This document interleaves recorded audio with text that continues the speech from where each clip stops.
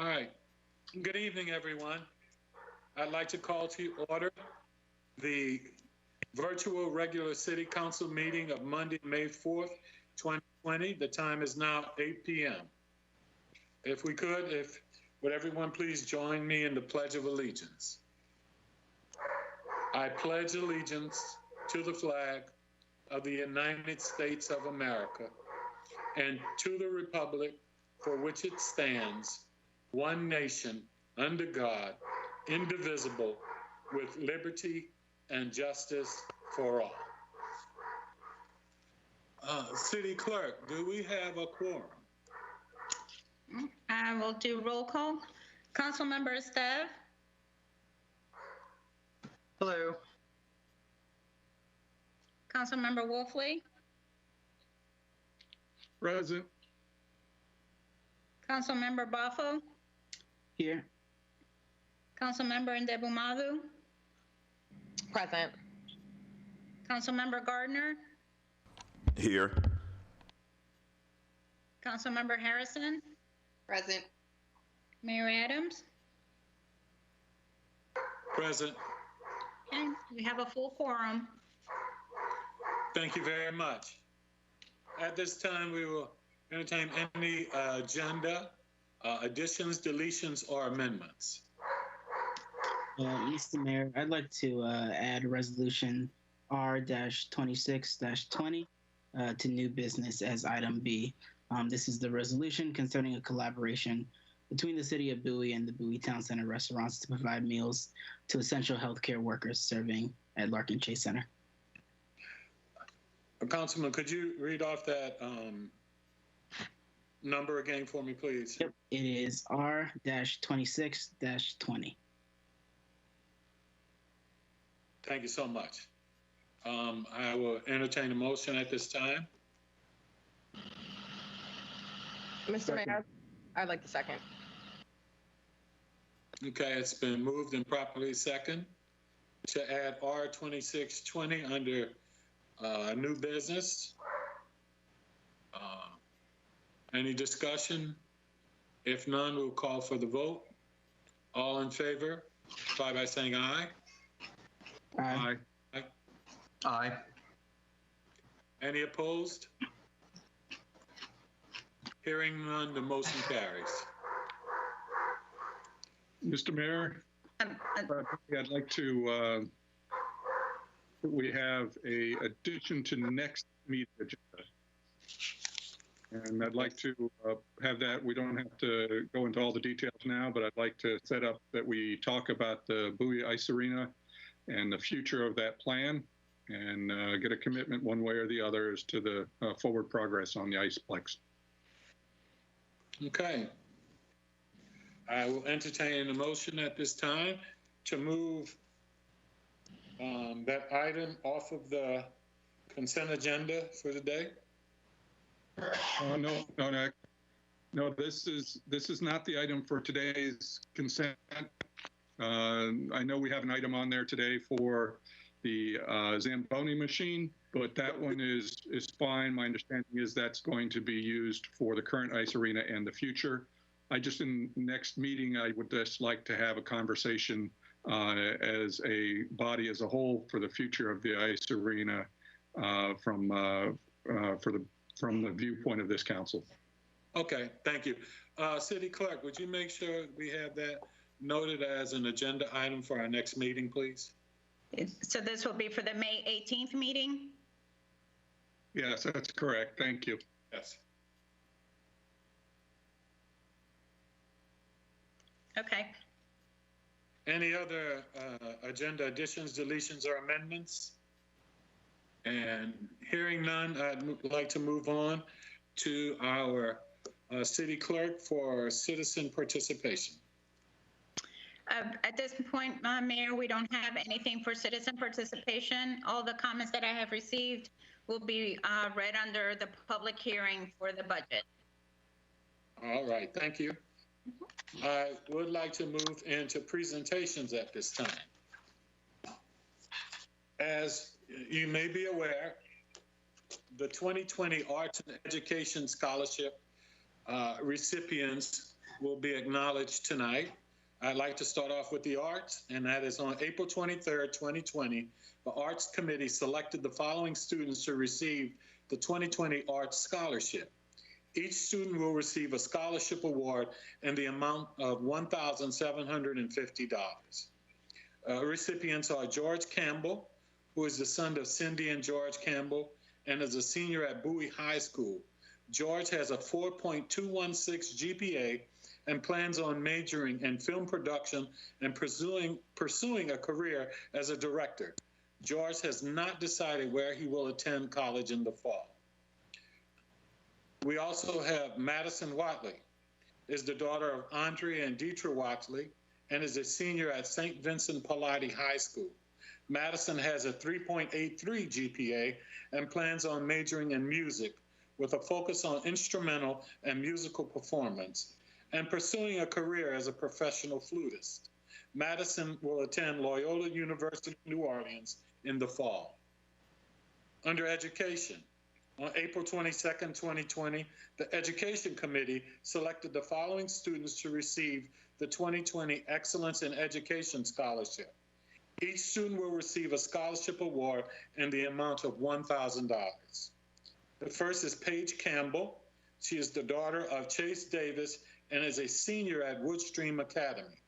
Paige has a 4.36 GPA and plans on majoring in biomedical engineering and pursuing a career as a pediatric biomedical engineer. Paige will attend UMBC in the fall. Next, we have Nathaniel Olson, and is the son of Katie Olson and is a senior at St. Vincent Pallotti. Nathaniel has a 4.42 GPA and plans on majoring in marine science biology and pursuing a career as a marine biologist. Nathaniel will attend Coastal Carolina in the fall. Next, we have Nakaya Pack, and she's the daughter of Tadia Pack and is a singer at Bowie High School. Nakaya has a 4.0 GPA. Nakaya will attend James Madison University in the fall. Then we have Cassandra Rockness, is the daughter of Leonis Kumbellat and Walter Rockness, and is a senior at Bowie High School. Cassandra has a 4.28 GPA and has not decided on a major. She will pursue a career full of things she is passionate about in life. Cassandra applied to the University of Maryland, College Park, and is awaiting acceptance.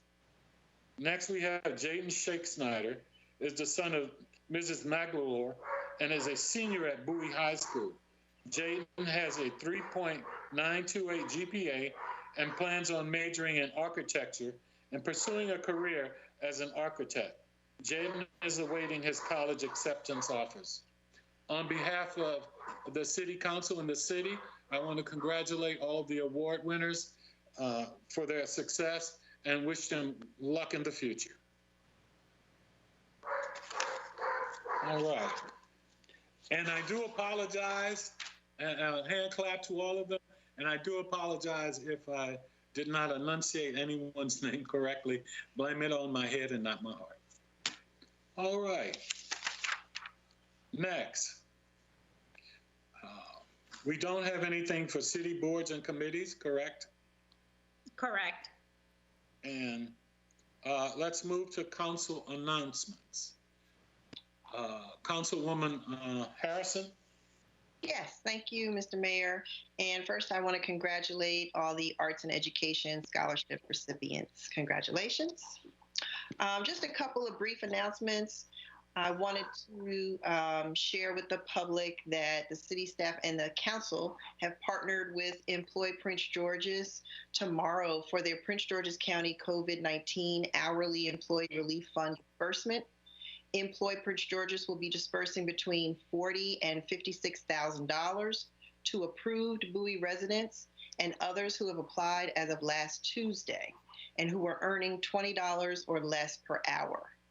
You can still apply at www.employpg.org. Now, have you completed your census? We know these are crazy times and many of your worlds are upside down. but we ask you to please take 10 to complete the U.S. Census. I promise you will be able to complete the form online or by phone in less than 2 minutes.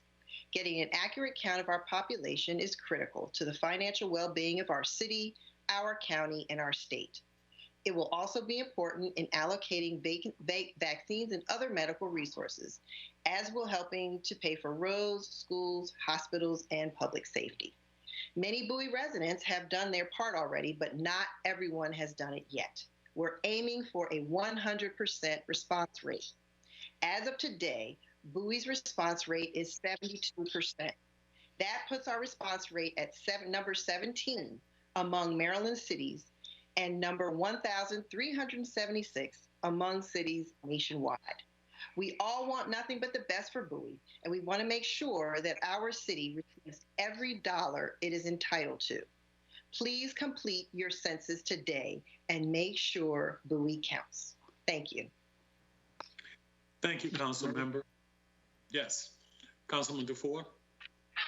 Yes, good evening, everybody. I just wanted to respond to some questions that have been brought up by a number of constituents over the last several days about the Bowie Golf Course. I don't know if anybody else has been getting such queries, but the fact of the matter is people are concerned that the Bowie Golf Course, with the Bowie Golf Course being sold and opened up for development, we do not have any plans for that, and I wanted to make sure everybody was aware of that. There seems to be some rumors that started with the fact, which is a fact, that the lease is expiring on the property. The current owners of that lease will not be continuing, but that's not to say that the golf course is going to be shut down, redeveloped, and turned into townhouses and all kinds of other bad things. The city has a CIP project that includes the golf course. We haven't decided all of the details of what will happen with that property. But I wanted to assure people that at present we don't have any intentions of selling that property off for development. So I wanted to put that out there for folks. And if there are any questions or queries, please feel free to reach out to any of us, and we'll be happy to answer any questions. Thanks. Thank you, Mr. Mayor. Thank you, Councilman, because I believe a lot of us have heard some of those concerns. Okay, any other council announcements? Hearing none, we will move to the city manager's report. Good evening, Mr. Mayor and City Council. I have no report for today. Thank you, sir. Okay, thank you, city manager. At this point, we will be moving to the consent agenda. I will entertain a motion at this time. Mr. Mayor, I'd like to move to approve the consent agenda. It's been moved. Second. It's been moved and properly second. Any discussion? Hearing none, I will call for the vote. All in favor of Aye. Aye. Aye. Aye. Any opposed? Hearing none, the motion carries. Thank you.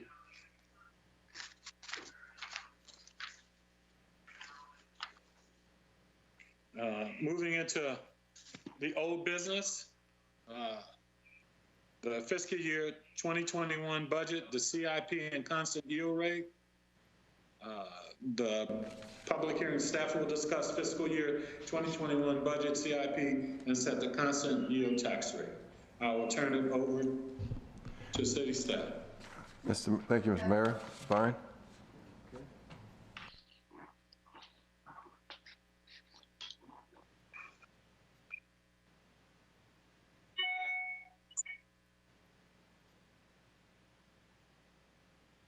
Good evening, Mr. Finance Director. Good evening, Mayor. Good evening, Council. Byron Matthews, Finance Director for the City of Bowie. Our task this evening, Mayor and Council, is to set the tax rate.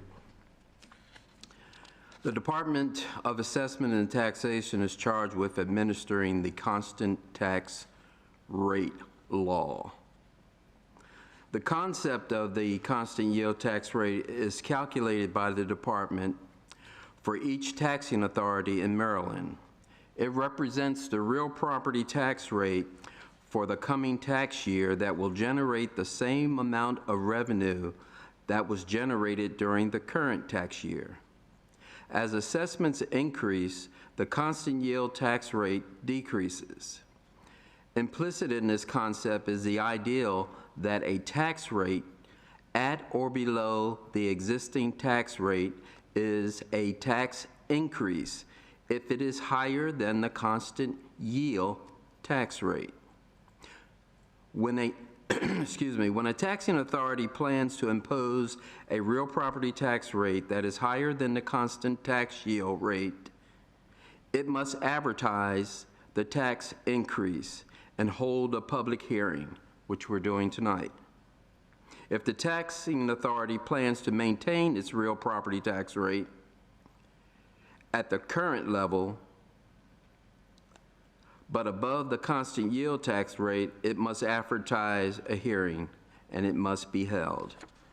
And council, that's what we're doing this evening, and I want to read to you the effect of the constant tax yield. The City of Bowie, Maryland, notice of proposed real property tax increase. The City Council of the City of Bowie proposes to increase the real property tax rate. For the tax year beginning July 1, 2020, the estimated real property assessment base will increase by 3.5% from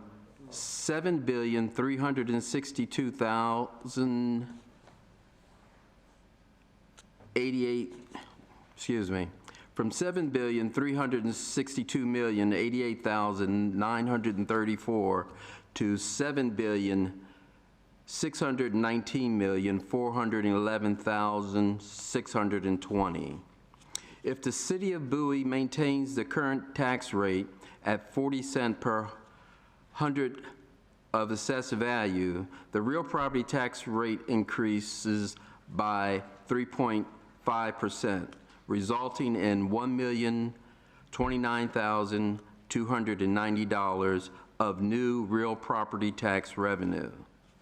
In order to fully offset the effects of increasing assessments, the real property tax rate should be reduced to 0.3865, the constant yield tax rate. The City of Bowie is considering not reducing its real property tax rate enough to fully offset the increasing assessments. The City of Bowie proposes to adopt a real property tax rate at 40 cents per $100 of assessment. This tax rate is 3.5% higher than the constant yield rate and will generate $1,029,290 in additional property tax revenue. And that's the end of the constant yield tax.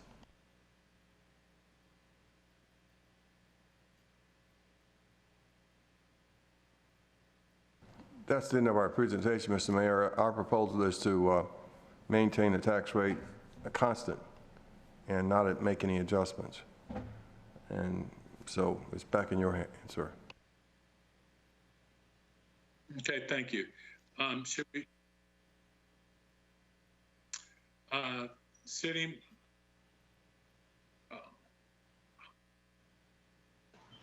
we would like to move now to hear from the public hearing side, comments from citizens.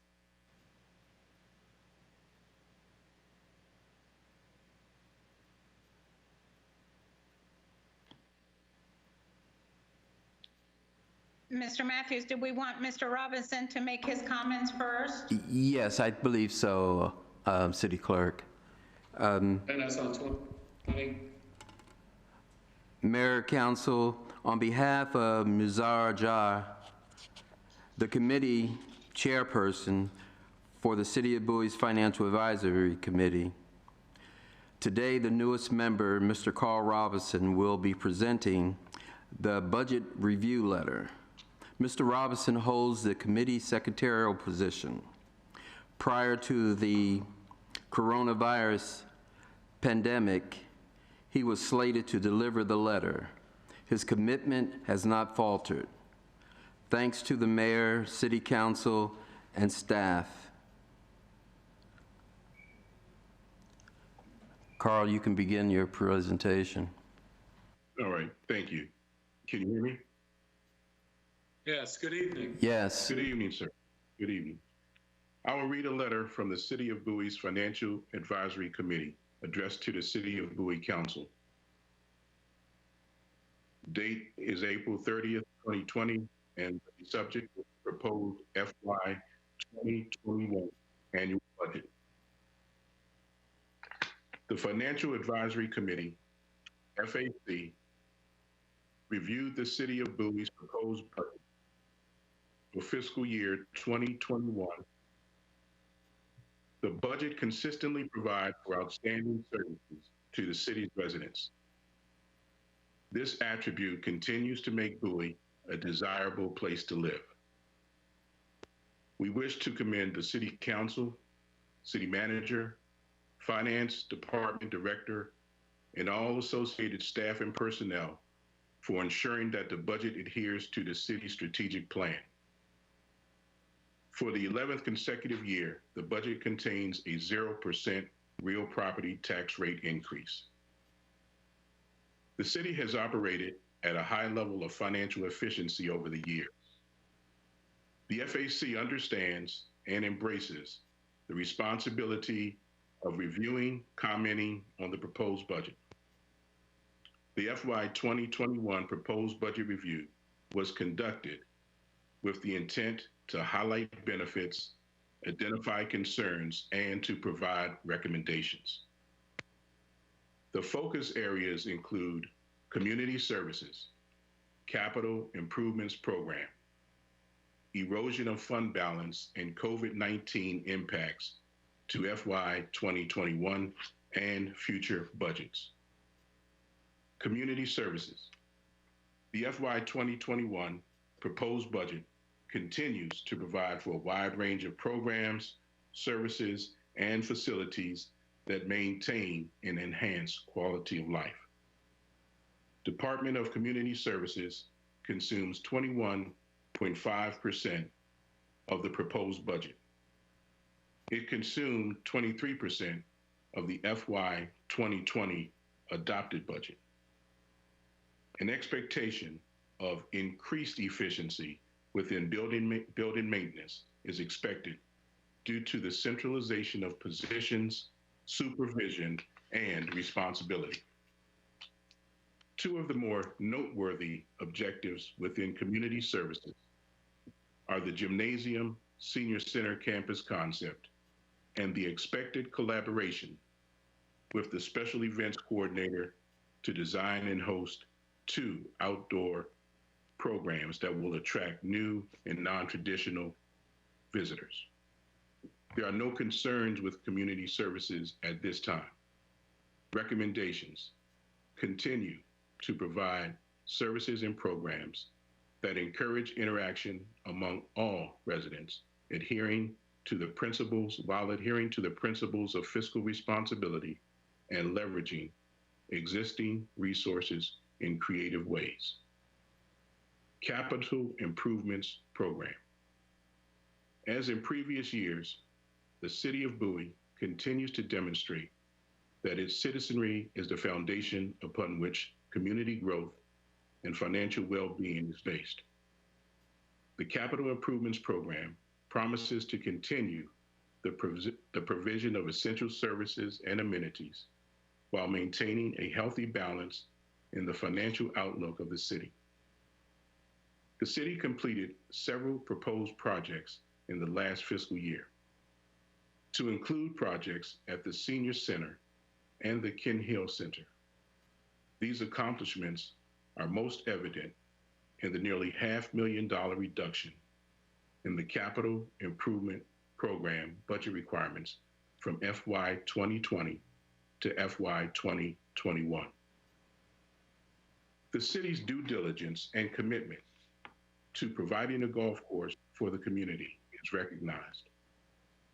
The patrons and surrounding community would appreciate seeing the course brought back to its well-maintained standard to the enjoyment of all golfers. Concern: the restoration and modernization costs. If the council agrees to this project, it calls for an investment of a little over $12 million, beginning in FY 2022 and spanning the next several years. Allen Pond is a well-utilized park in the city. It is home to many of Bowie's notable events. For example, Bowie Fest, the International Festival, and Summer Concert Series. It is also used by residents for exercise and to enjoy nature. Concern: as noted in a previous FAC letter, an expenditure of $722,000 was budgeted for FY 2020. Follow-on work on this project for phases 1 through 3, FY 2021 through 2023, was projected at $6.6 million. This project has been delayed until FY 2023 through 2025, with a new cost estimate of approximately $7 million for phases 1 through 3. This is a highly valued and well-used park. Delaying necessary improvements increases the cost of a valued and attractive resource that should be maintained regularly to keep its value to the city and its residents. Erosion of fund balance. Concern: the greatest concern of the FY 2021 proposed budget is the increased reliance on general fund transfers, coupled with the loss of intergovernmental and other revenues. The policy is to maintain the fund balance at 25% of expenditures. This requirement has been complied with for several years. In the proposed budget, there is a major risk as the trajectory of decline has become dangerously steep. The forecast is shown on pages 12 and 13 of the proposed budget. The FY 2021 budget utilizes a larger percent of fund balance than any other year. The fund balance is projected to decrease to 1% of expenditures as early as 2023. The proposed budget is projecting operating levels that are merely unsustainable. Expenses are outpacing revenues.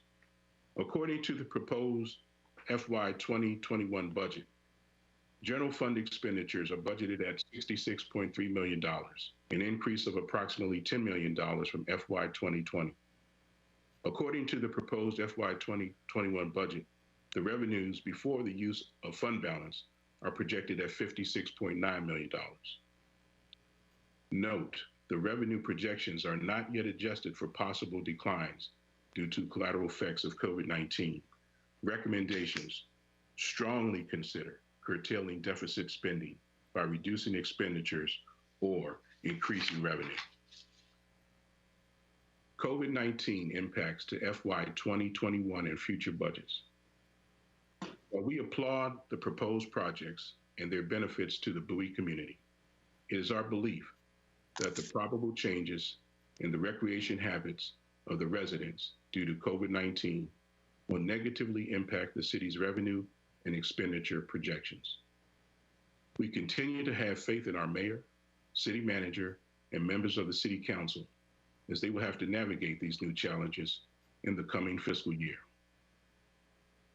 This letter and review of the FY 2021 proposed budget is the result of the efforts of Mr. Rodney Yancey, Ms. Patricia Peterson, Ms. Tiffany Lightbourne, Ms. Megalyn Knights, Mr. William Olukoya, and Mr. Carl Robinson, members of the City of Bowie's Financial Advisory Committee.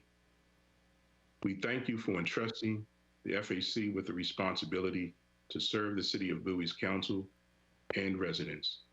Signed sincerely, Muzar Ejah, Chair, City of Bowie Financial Advisory Committee. This concludes the reading of the FAC's letter to the City Council on the proposed FY 2021 annual budget. Thank you very much. I'd like to thank the Financial Advisory Committee for all their support and work, and thank you for the presentation of the letter tonight. Yes, sir. City Clerk, should we now do the reading of the... Yes, sir. If you're all ready, we received a total of 47 comments for this evening. So I could be here for a while. Oh my. Steel yourself, get yourself some water. Yeah, I'm ready. Okay. Thank you. The first one is council members. All the merchants in Old Town Bowie support the efforts of Ms. Verna Teasdale in making the Arts Festival a successful event. Old Town Bowie is in need of a revitalization. Thank you for your support. Christopher Keller. Next one is from Narvell Hall. Being a District 3 resident for the past 22 years, and after hearing statements made at last Monday's City Council meeting about the proposed Bowie Ice Complex, I have a couple of issues or questions that I would like discussed. First one is tax base. Where is our primary tax base coming from to fund this type of project? Is it business, homeowners, contractors, etc.? I say this because Councilmember Henri Gardner mentioned citizen tax dollars already spent on this proposal. If this moves forward, which I oppose, it could end up costing citizens a considerable amount more in future taxes due to the unknown additional costs in this COVID-19 environment we are in. Parks and planning. After hearing from Parks and Planning at last Monday's City Council meeting, there appears to be issues with multi-purpose complexes that have not been considered. At a minimum, they should be raised and addressed before any decisions on this proposed complex or some other alternative. I recommend that someone be brought back before the council, as there are areas with this proposal that have not been properly vetted. In summary, I think that Parks and Planning has to be brought back to get a total view of any impacts on decisions that we make concerning the ice complex. It's best to address any issues now and not have to worry about any legal or monetary problems that the city might encounter in the future. Then he also has comments in regards to the proposed real property tax increase recently brought to his attention. I would like to highlight a couple of issues that I have with this. COVID-19. This in itself should be enough to cause a major problem or concern for Bowie citizens. I know that cities all over America are having budget shortfalls because of this.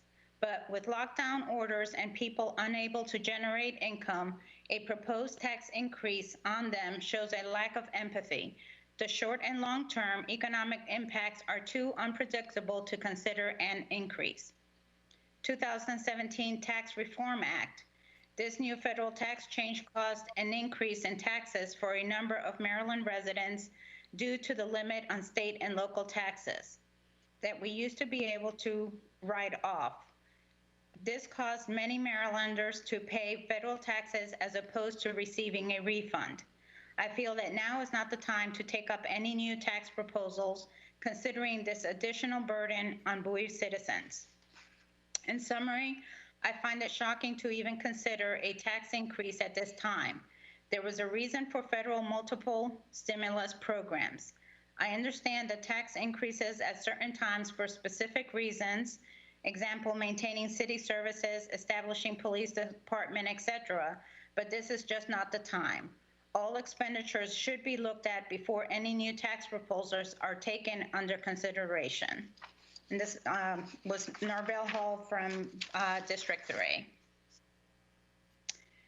Next one is from Carrie Bridges. Good evening, Mayor Adams, City Council, and City staff. My name is Carrie Bridges. I am not sure if you know the history of the ice basketball complex in this city. If you would like to know, please give me a call and I will explain it to you. I just want to say this. The mistake the previous City Council made was thinking we worked for them, opposed to them working for us. What I need you to recognize and realize that taxpayers in this city, meaning us, was allowing them to sit on the council for too long. Many of you ran your platform on revisiting the ice arena. I'm not sure if that was done with fidelity. The beauty in politics is if we, meaning the taxpayers in this city, do not agree with the way you are representing us, we know we do not have to elect you again, or better yet, allow you to represent us for the full term. Please do not look at this as a threat. This is a promise. Next one is from, Sonia McLean. It's a resident of Woodmore Highlands. Good evening. I'm writing to you as a City of Bowie District 3 resident for 16 years, and I am very concerned about the Iceplex project moving forward without full disclosure and consent to we citizens. We need a clearer explanation of where the monies are coming from to pay for the rink. Why does it feel like we are being muscled into paying for a product that does not offer a direct benefit to our citizens? Until that happens, I am for stopping work on the construction of the ice rink.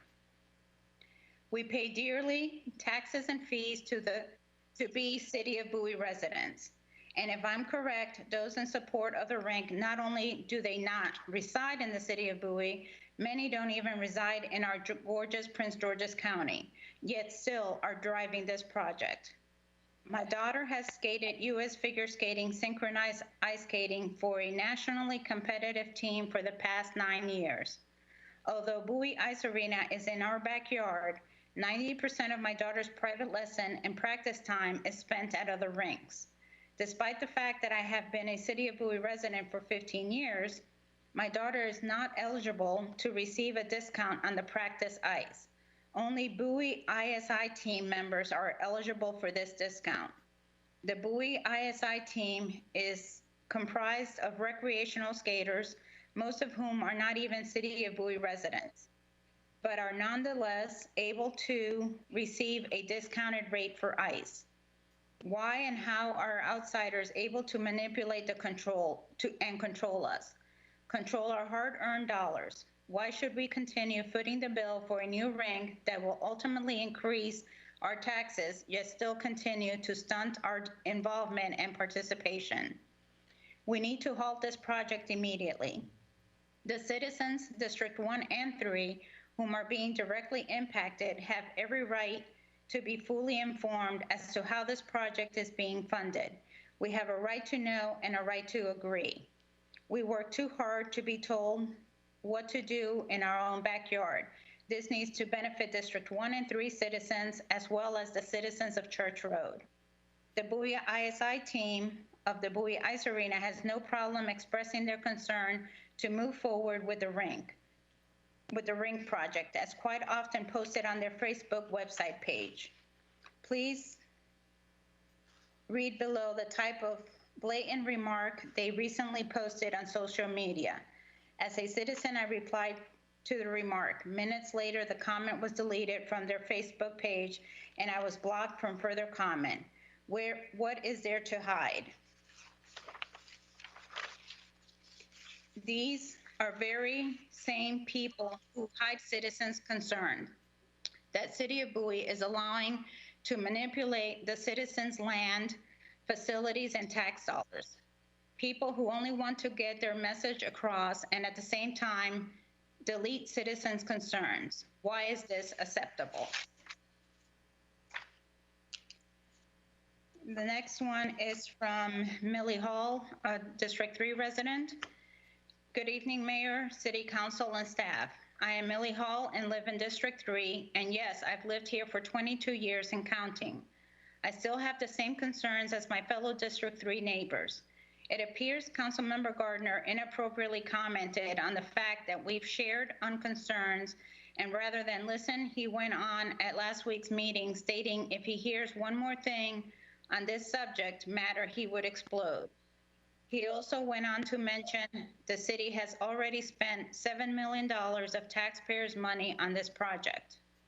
I think this elected council member is forgetting he works for the citizens of Bowie and not the other way around. To be this irresponsible during a time where our nation is being heavily affected by a global pandemic makes the community feel as though they were mistaken in voting in members that do not have the best interests of all the Bowie citizens, especially the ones impacted the most. Councilmember Gardner also mentioned he would not come to a meeting to discuss this issue, but only to vote. I feel he should excuse himself if he is inadequately equipped to handle serious matters or concerns from his constituents. We elected council members campaigning in front of the members of HOAs and communities at meetings, door knocking, events, forums, etc. And when asked if they are elected, would they consider stopping or modifying the plans for the ice rink on Church Road, the answer they always gave was yes. It now feels like there was no real honesty ever presented as we come to the point now where we are hearing they are unable to challenge this development as it's because of actions from the last council. Will blaming the previous council be the answer to everything that we're expected to hear when discussing development, etc.? It seems most of the currently elected officials ran on a platform of stopping reckless overdevelopment. And I'm pretty sure that spending $30 million of taxpayers' money in the next couple of years without achieving the recreational objectives very well means that you're being reckless and negligent, which is unacceptable and will not be tolerated. The last council wasn't thinking of the community as a whole and lost sight of their initial project objectives. But instead of being stuck in the past, we should all work towards a better future for our city. Thank you. Next one is from Carlos Del Castillo, a resident, District 2. Dear Mayor, City Clerk, and City Council members, I am very disappointed to hear that the City Council is revisiting the issue of a new ice arena. This project has been debated ad nauseum. The studies were done, contractors were hired, ground was broken, and we have already invested several million dollars in this project. I am including as a reference a letter that I sent to the City Council on June 7, 2019. I have looked at the new questions and proposed deviations from the ice arena project. They are all variations of an old theme, or illogical as in the past, suggesting that the new city leadership may not be well informed. Good governance depends on institutional memory. I strongly suggest that you reach out to the former leadership for information on this topic. The new ice arena has been debated, voted on, funded, and is under construction. I am certain that there are other pressing issues that the City Council should be addressing. Best regards. Next is from Monty Pinder. Dear tax collectors, what do the citizens of Bowie have to give up during this pandemic in order to satisfy your continued money-grabbing ways? People are standing in food lines in order to feed their families. So how can they contribute to the city's budget when they have nothing to contribute? Perhaps you can ask seniors who are on fixed incomes to stop buying food and medication in order to satisfy your unwillingness to adjust your budget, just as us ordinary people have to do when there is an insufficient amount of money in our accounts. Citizens can't pay their mortgages, but perhaps that doesn't matter, because whatever they can scrape together, the city thinks it belongs in its budget. The smart thing to do right now is to do a downward adjustment to the city budget because the average citizen is too stressed right now to take on additional financial responsibilities. I am appalled that during this dire time, the city of Bowie has the audacity to sit down and plan how it can take from folks who have little to nothing to offer themselves and their families, let alone a city government. Next one was received via text on May 1st. So I don't have they did not list a name or a district. Citizen concerned about proposed tax increases. Hello, I'm concerned and appalled regarding the proposal to increase taxes. We already have some of the higher taxes and I'm unsure where those dollars are going into the community. Furthermore, this seems like the most inopportune time as we are going through a national crisis with COVID, with businesses shut down and unemployment on the rise. Next is from Melissa Richardson. Mayor Tim Adams, this is horrible timing to consider a tax increase. The city does not need this added burden nor stress. Consider cutting less beneficial services and projects such as the new ice rink. Perhaps attracting better scale businesses to occupy the Bowie Town Center is a start because it will help keep residents who go shopping outside of Bowie in Bowie. Next one is from Wayne Maddox. Hell no. That's all he put in his comment. Next one is from Linda Elegui. Good afternoon. Thanks for keeping Bowie residents in the loop and sharing the budget. I opened the document and started reviewing it only to realize that it is 320 pages. Therefore, it occurred to me that a majority of the residents may be turned off by the document length and the fact that it's not very read-friendly. I think it's important to consider the target audience of this document. With that said, would it be possible to send out an executive summary of the budget to residents and capture the major highlights?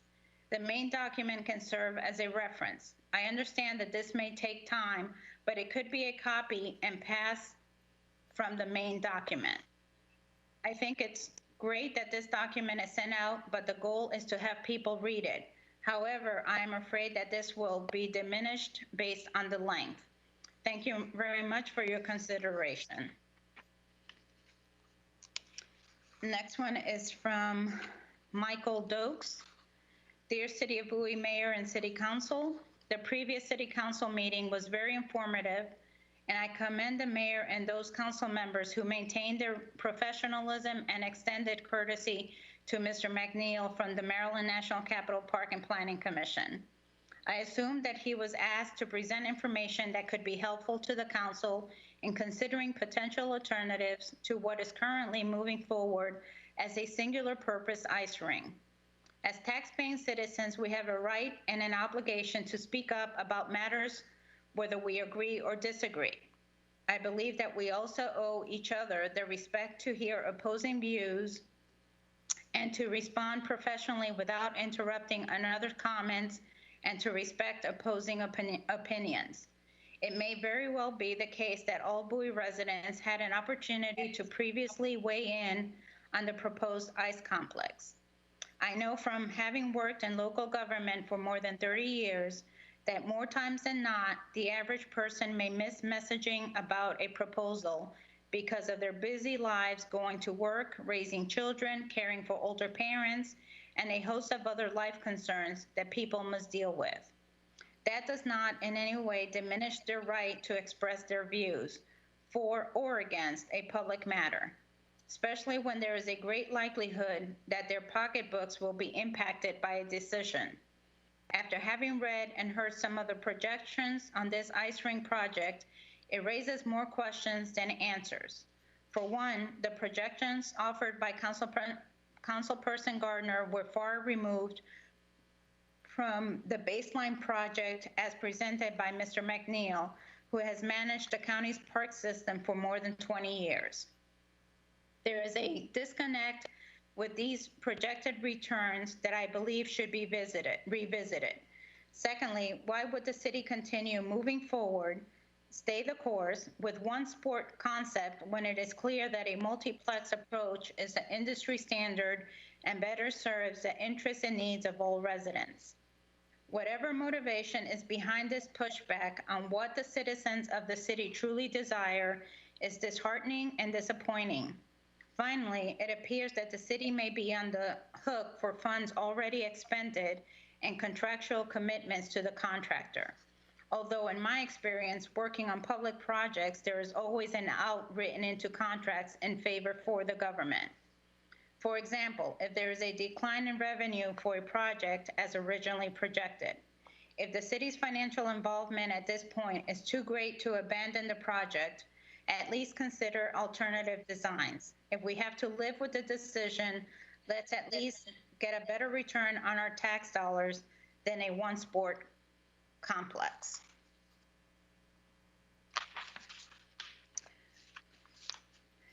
Next one is from Daryl Brown. To whom it may concern, dear Mayor Adams and Bowie Council members. My name is Daryl Brown. I am a concerned citizen and resident of Woodmore Highlands in Bowie, Maryland. I am writing you to request your assistance concerning the proposal recommended by the Bowie City Manager in April 2020 regarding the significant 3.5% increase for Bowie property taxes. As a resident of Bowie for over 20 years, I am concerned and strongly oppose this proposal to raise Bowie real property taxes. I am extremely baffled and perplexed that a proposal of this nature would even be considered or given thought based upon the current circumstances occurring regarding the COVID-19 crisis. This is not prudent and sad that an official of this community would propose such given the current issues evolving in Bowie, the U.S., and worldwide. Thus, I strongly ask that you reject this disturbing proposal to raise Bowie property taxes. It's not clear to me why the city manager or the city of Bowie would propose such a tax increase and continue with normal business given the ongoing circumstances of this pandemic and the adverse impact on people and the market or economy. The economy has been negatively affected and is failing. Thousands of people across the country, to include individuals in this community, are now unemployed. There are many people on fixed incomes. It is highly likely that incomes for others will not rise as the economy recovers, and the impact to property values is unknown. But it is very likely for some people foreclosures will occur in Bowie and throughout the U.S. Other cities, counties, and states have announced major adjustments to their budgets, but Bowie appears to continue with this disturbing and unwise proposal. Everyone has been negatively impacted by this pandemic, and in addition to justifying the need for any tax increase, the city must accept that it has to make significant adjustments as well for the best interests of the community. And this is not the appropriate answer. Bowie and PG citizens have been paying these ever-increasing taxes for a while, but citizens can certainly not afford it at this time. Like the approval to move forward with the community ice rink on Church Road and the passage of CB 017-2019, this is just another disturbing, imprudent, and irresponsible proposal or recommendation made by Bowie and PG County elected officials over the past few years concerning doing what is not in the best interest of community citizens and taxpayers' funds. In both above-cited cases, the community spoke clearly that they were not in favor of the proposals. The responsible officials approved the proposals regardless. I sincerely hope this time, as the mayor and Bowie council members, you will understand the needs of the citizens, and I strongly urge you to vote no on this proposal.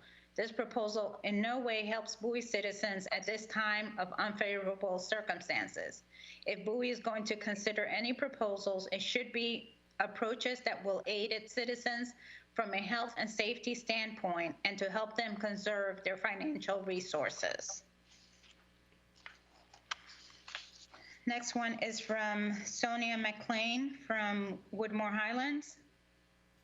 Dear Sir, Madam, the City of Bowie is proposing to raise taxes again at the worst time ever during a global pandemic.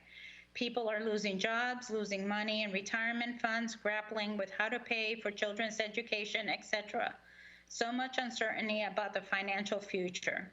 That, coupled with the unexplained monies being used for the ice rink that does not directly benefit our community, is of serious concern. Yet the City of Bowie continues with business as usual in the midst of this pandemic. The citizens have been paying for these ever-increasing taxes and in no way can afford this at this time. Next one is from David McLean from Woodmore Highlands. The City of Bowie is proposing to raise taxes again at the worst time ever during a global pandemic. People are losing jobs, losing money in retirement funds, grappling with how to pay for children's education, etc.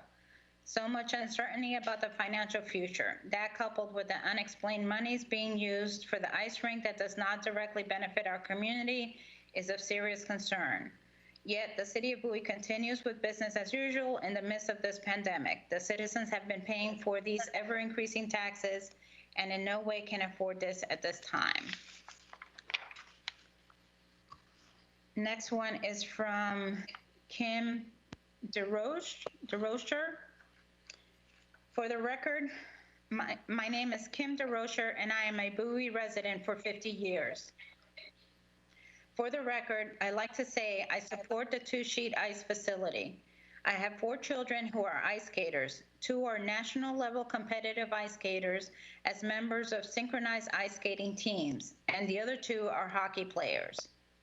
These nationally competitive teams require hours of ice time each week to perfect their programs. The level of commitment from these skaters is second to none. Finding ice time for these programs is currently extremely difficult. We had a team of 18 skaters who were between the ages of 12 and 18 years old, traveling up and down the coast each week to squeeze in ice time. In a month's time, they traveled multiple times to Frederick, Maryland, York, Pennsylvania, Harrington, Delaware, Reisterstown, Maryland, and Abington, Maryland, in order to get the time they required to skate together. Bowie was unable to offer any time as they were booked solid from 5:30 a.m. until after midnight nearly every day. I have heard an argument that because there are more non-residents using the facility, they, fellow citizens of Bowie, are not able to justify the cost of the facility. Has anyone addressed the amount of money these families pay to participate in these programs? These groups don't skate for free. We pay for our time, and it is much more than the amount paid for a public session. Most of the cost is to pay for the ice time. Between hockey practices and figure skating practices, required individual skating practice, and private lessons, skaters are on the ice multiple hours a week. Parents often drop their children off to head to local businesses to pass the time. The second sheet of ice is still desperately needed in Bowie. My 6-year-old son had weekly hockey practice at 6:45 a.m. on Sundays, and my 16-year-old had practice from 8:45 until 10 p.m. during the week. The second sheet of ice would give us the ability to schedule practice during normal hours. Please proceed with the current plans for 2 sheets of ice. It is needed desperately by the skating community. As a Bowie resident and current Bowie Hockey Club member, as well as a former member of the Bowie Figure Skating Club, Bowie Metroliners, and Bowie ISI team, we are very excited about the new 2-sheet Bowie Iceplex and the availability of additional ice time and new programs such as girls ice hockey, adult leagues, more public sessions, and special skater programs for hockey and figure skating. I also support the need for additional indoor court facilities. Please support our skaters. We are a large community that brings many benefits and money to our city. Thank you. Next one is from Jenny Kormanik. Hello, council and city staff. My name is Jeanette Kormanik. I am the mother and wife of a few Bowie Bruins hockey players. My husband and brother-in-law both grew up playing hockey at Bowie from a very young age. My husband is a coach for the Bruins. My son, 5, is following in the family footsteps and has been skating at Bowie for the past 2 years. Yes, since he was 3, and was officially a Bruin Mite for the 1920 fall-winter season. I am in support of all recreational amenities in the city. There is a long family history of enjoying all recreation facilities within the Bowie community, being close residents in the Crofton area and a long-standing hockey family. The Bowie residents are very fortunate to have beautiful, safe parks and facilities to enjoy. The current ice arena is almost 50 years old and has served the community and our family very well. The current location is no longer able to facilitate the many tournaments, gatherings, and events due to the wonderful top-notch programs Bowie has to offer the community. Whether it's hockey, figure skating, or outdoor recreation such as basketball, soccer, skateboards, playgrounds, and picnics, Bowie offers it all. The entire Kormanik family supports the new 2-sheet Bowie Iceplex being built on Church Road, and we will continue to support a new indoor court facility at the Bowie Golf Course. A partnership with Maryland National Capital Park and Planning Commission or Bowie State University would be wonderful for the new indoor court facility. I support road improvements throughout the city, as Bowie is a very heavily populated area for commuters and shoppers. Please tell me if there is anything we can do to help support the city's efforts with the county regarding these road improvements and recreational construction projects. Thank you so much for your time and consideration. Next one is from Michael Globitz. Good morning, council and city staff. My name is Michael Globitz. I am in support of all recreational amenities in the city. There is a long history of supporting all types of recreation within the community with both indoor and outdoor opportunities. The Bowie residents are so lucky to have beautiful parks and facilities to enjoy. Outside residents are also lucky to be able to come spend money at the facility and surrounding retail establishments. The current ice arena is almost 50 years old and has served the community. I support the new 2-sheet Bowie Iceplex being built on Church Road, but also support a new indoor court facility. A partnership with Maryland Park and Planning or Bowie State University would be wonderful for the new indoor court facility. I also support road improvements throughout the city, including Route 450, Route 197, and Church Road. Please know many support the city's efforts with the county regarding these road improvements. Next one is from Daryl and Joy Leon. Council and City Mayor, my family wanted to express our gratitude to you and our support for Bowie's new Iceplex. We have one older and one younger son playing hockey and have been loyal Bowie Bruins for 17 years, since our oldest started in 2003. Our youngest starts high school next year, so there'll be another 4 more years ahead for us, for a total of 21 when we're all done. We've enjoyed our time at the Bowie Ice Arena, but as the club has expanded with great improvements to the program in recent years, and more kids participating, ice time begins to be limited.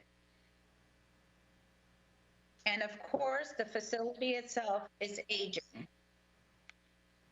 It's definitely time for a new rink and a second sheet of ice. Looking forward to hosting larger tournaments on our home ice. I want to point out that I am not a Bowie resident. We live in Calvert County, but the Bowie Ice Arena and the Bowie Bruins hockey program has us almost literally living in Bowie. In and around all the hockey events, we eat in Bowie, shop in Bowie, go to the movies in Bowie, go to the LA Fitness in Bowie, go to Starbucks and Smoothie King, and other places to get drinks. Walk the town center in Bowie, all because it's very convenient to do so before, during, and after hockey practices and games. And there are a lot of other families down here in Calvert, as well as many others in the surrounding counties and townships that I'm sure do the same. Dollars that we would have normally spent in Dunkirk, or a movie we might have gone to Annapolis to see, or a restaurant we might have gone to in Prince Frederick, we end up most times going to Bowie to spend simply because it's convenient to the ice rink. I'm sure this point was a prime factor in your decision to move forward with the plan to build. Perhaps our personal experience will reinforce that. As I said, our son has 4 years left as a Bruin. We are very much hoping that he can spend the majority of those 4 years playing in the new facility. Thank you for your time and considering our perspective. Next is Lisa Coleman from Woodmore Highlands resident. I am writing to provide input and feedback on the City of Bowie's proposal to raise property taxes. I wholeheartedly oppose the proposal. This is not the time to raise taxes. Residents are either losing jobs or concerned about losing their jobs. We are all anxious about the present and the future because of the pandemic. The ability to pay for health care becomes a prominent concern during a pandemic. The cost of food will likely increase because of the impact of COVID on the food supply chain. In addition, I have a college freshman and a child in a private school in Bowie. The last thing that we need is a tax increase. How about cutting expenses before you ask residents to pay more in taxes? You can start with the ice arena. That is a luxury that we cannot afford right now. To be clear, I wasn't in favor of it anyway. I think it benefits too few to justify the expense. However, reducing or deferring the cost of the ice arena and other non-essential spending might defray the need for a tax increase. Next one is from Heidi Clausen from Woodmore Highlands. Dear Sir, Madam, the City of Bowie is proposing to raise taxes again at the worst time ever during a global pandemic. People are losing jobs, losing money in retirement funds, grappling with how to pay for children's education, etc. So much uncertainty about the financial future. That, coupled with the unexplained monies being used for the Bowie ice rink, that does not directly benefit our community, and it is of serious concern. Yet, the City of Bowie continues with business as usual in the midst of this COVID-19 pandemic. The citizens have been paying for these ever-increasing taxes and in no way can afford this at this time.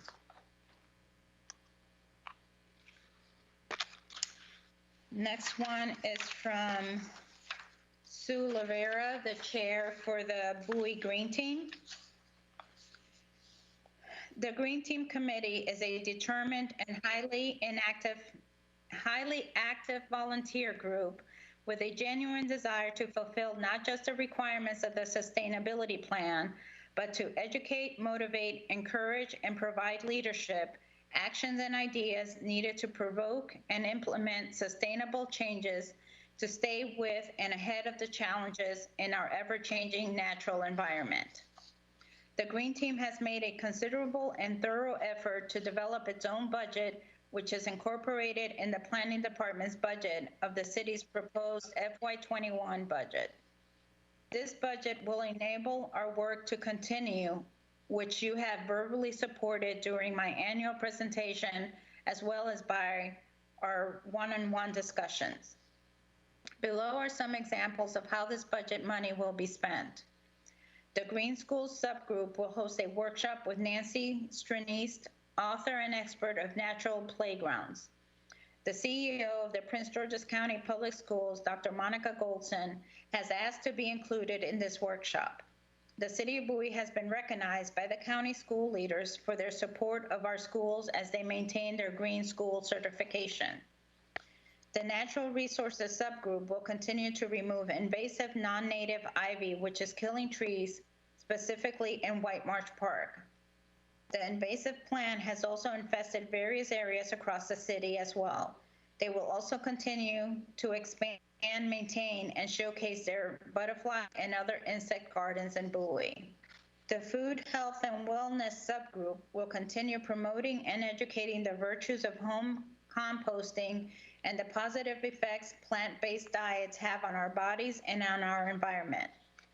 The Outreach Subgroup will continue to provide an annual art exhibit and music performance to promote the environment.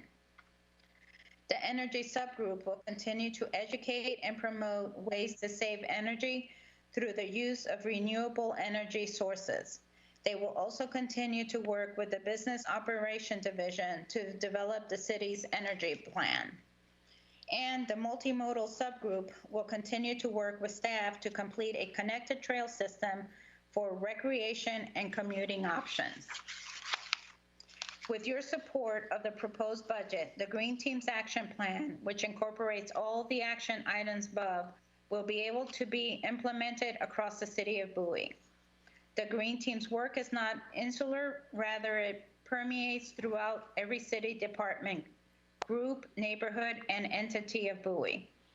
The Green Team coordinates and collaborates on all types of activities with businesses, schools, religious organizations, nonprofits, and various departments within the city government.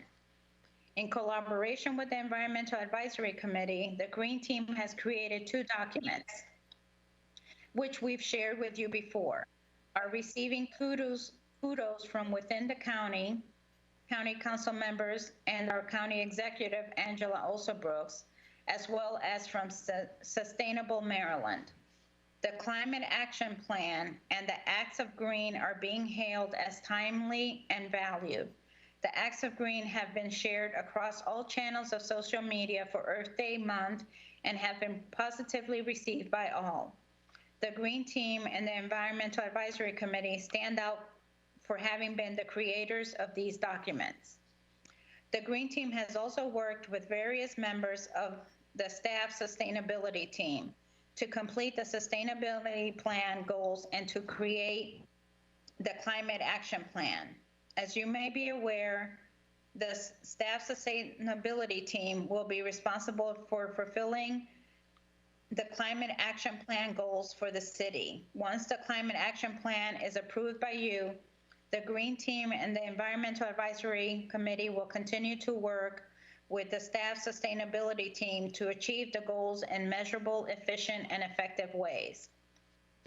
By supporting the proposed budget, we can keep on doing what we've been doing, always looking for and forging ahead. We are doing our best to facilitate the vital changes needed to keep the city of Bowie on the cutting edge of sustainability practices and environmental actions. We know that any unspent funds from one year will not carry over to the next. However, because of the coronavirus, we may not be able to spend the $200 allocated to honor Bowie's Green Citizen of the Year. Please honor those monies so they can be spent once the entities will spend them, will be open, if not before June 30th. I will come back to you to ask you to set aside time at a council meeting when we can be there in person to honor this person. The name has not yet been announced. As a group, you've supported us verbally and with various pieces of policy. Now, this is the time to literally put our money where your mouths are.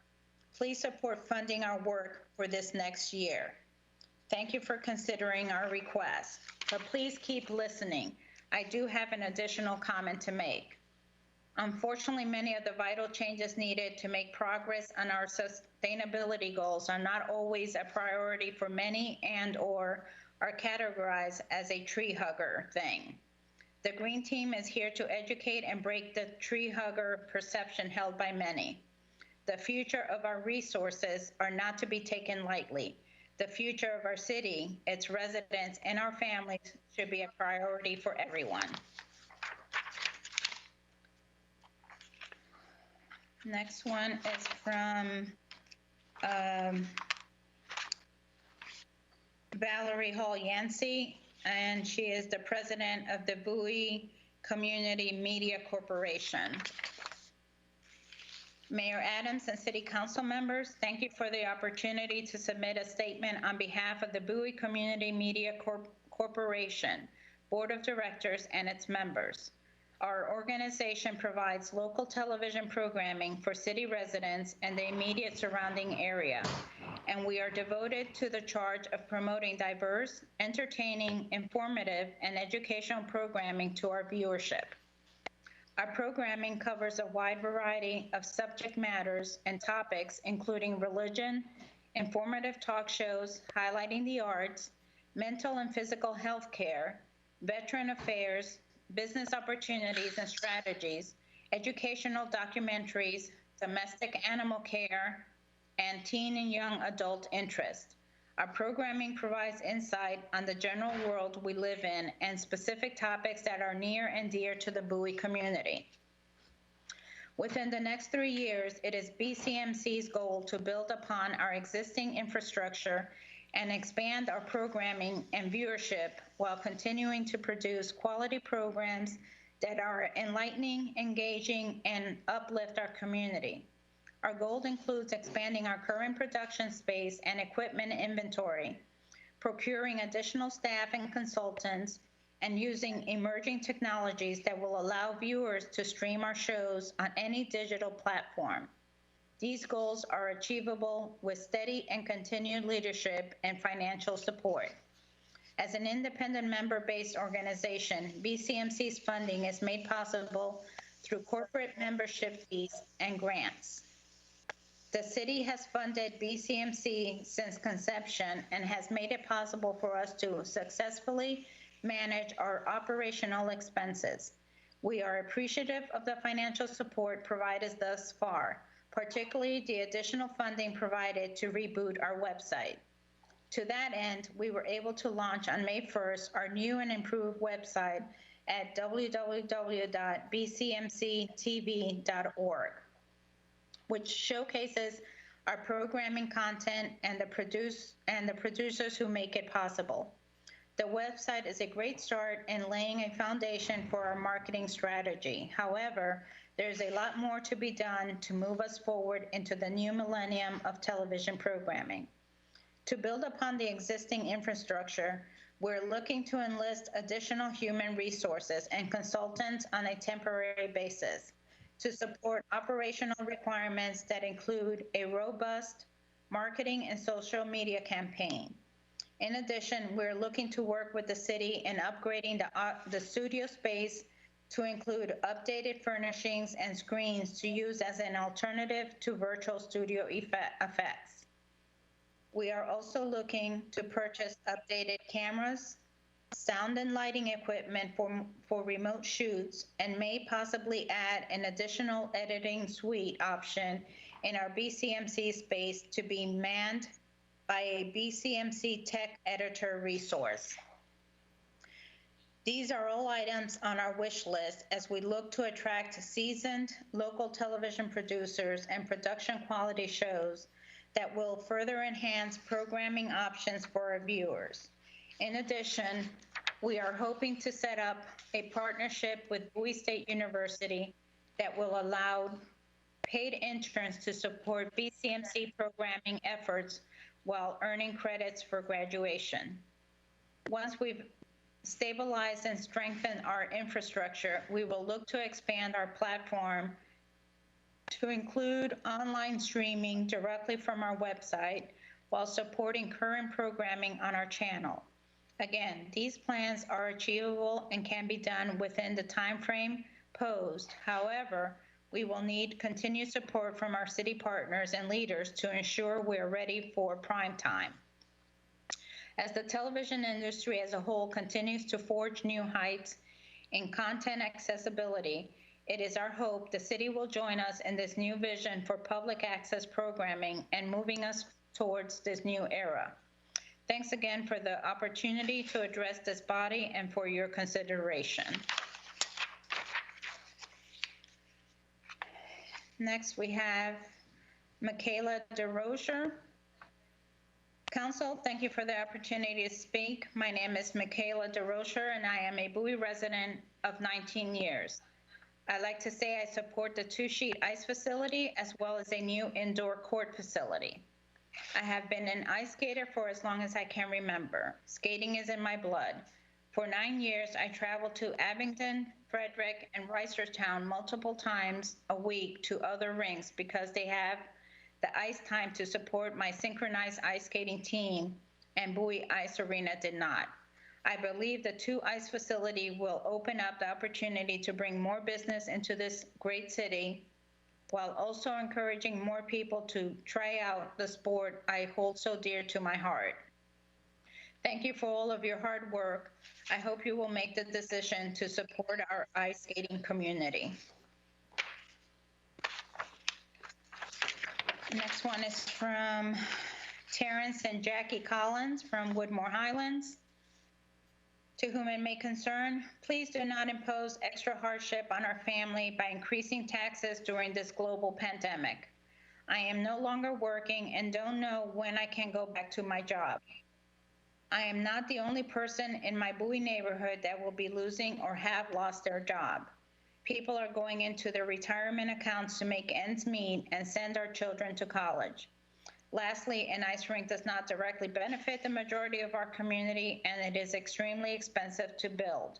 As a homeowner, my husband and I are pleading with you to not raise our property taxes. Next one is from Jim Smart, the Bowie historian. Good afternoon. I would like to express my support for the Welcome to Bel Air at Bowie signage at Bel Air Drive and 450 and Stony Brook Drive and 450. I have been researching Bel Air's history since the 1970s. I grew up in Bel Air in the Chapel Forge section and am a Bowie High graduate. Bowie, Maryland will always be my hometown. I am currently writing a book on the history of Bel Air at Bowie by Levitt and Sons, expected to see published in 2021 in time for Bel Air's 60th anniversary. This book will detail the birth and development of Bel Air at Bowie and will address Levitt and Sons' positive effect on the Bowie area during the 1960s.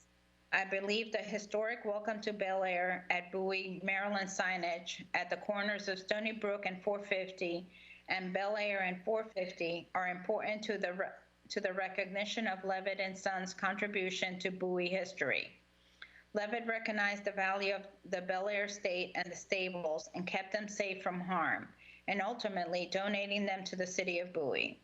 He understood the value of the estate's history predating colonial times. I see Sussex Lane as the centerpiece of Bel Air at Bowie, which is where these signs should be placed and maintained. They should be immediately recognizable to anyone passing through these intersections.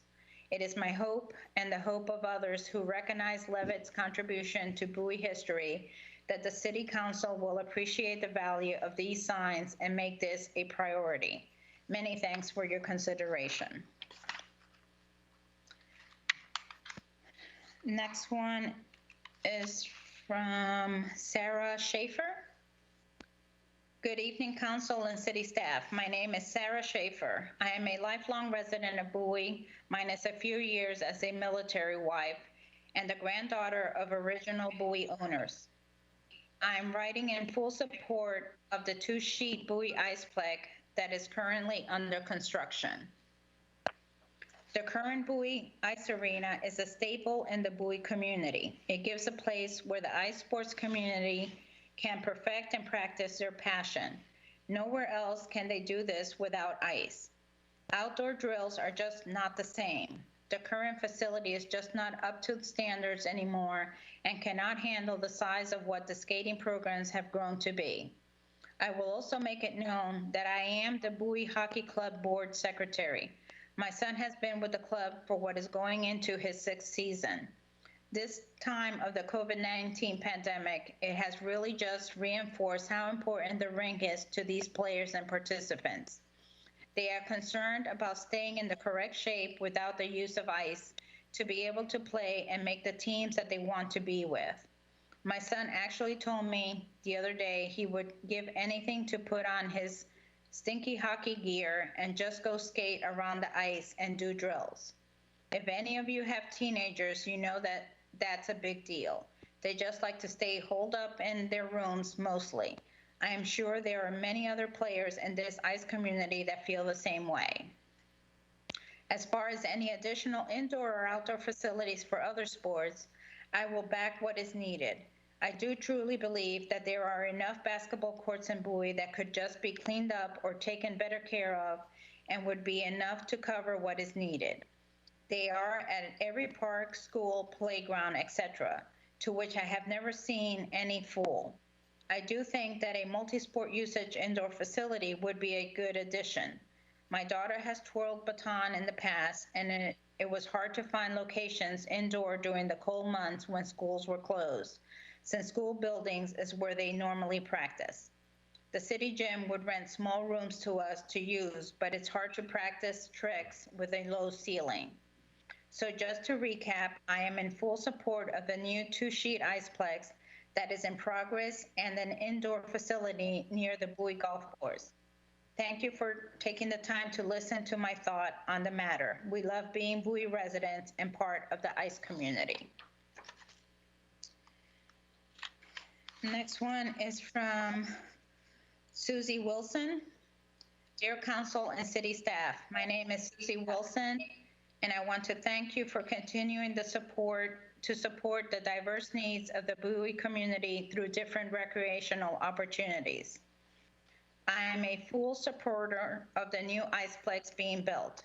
As a longtime member of this community, I would like to speak regarding one issue. I keep hearing regarding the new location. That is the talk of traffic issues in the new ring location. The Bowie Ice Arena does not bring a traffic issue to its current location. Even with the park and other fields in the same place, the traffic is not a problem on any given day. I honestly would say the busiest it is over there is during concert series when they run out of parking. I think that with it being in its own location for just the ice community, it would actually be better for all. I would also like to see the original rink taken down and maybe more parking spaces for the park and fields at Allen's Pond. Living within walking distance of Allen's Pond, I drive these roads frequently and on various times and days of the week. I do not think that this issue should be stopping a project that has already been voted on, approved, and started. I'm sure there has been plenty of money spent on this project, and already it needs to be completed. I again fully support the new Iceplex, and I'm interested in hearing more in the future about an indoor multi-facility on 197 near the golf course. Thank you for your time.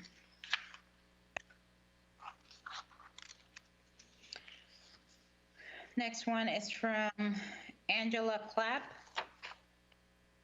Dear Council and City staff, thank you for all the hard work through not only this budget process, but the COVID-19 health crisis. My name is Angela Clapp, and I have been a resident of Bowie for over 50 years. As I grew up in Bowie, I benefited from the Bowie sports programs, as did my daughter and now my grandchildren. The residents here are lucky to have beautiful parks and facilities to enjoy.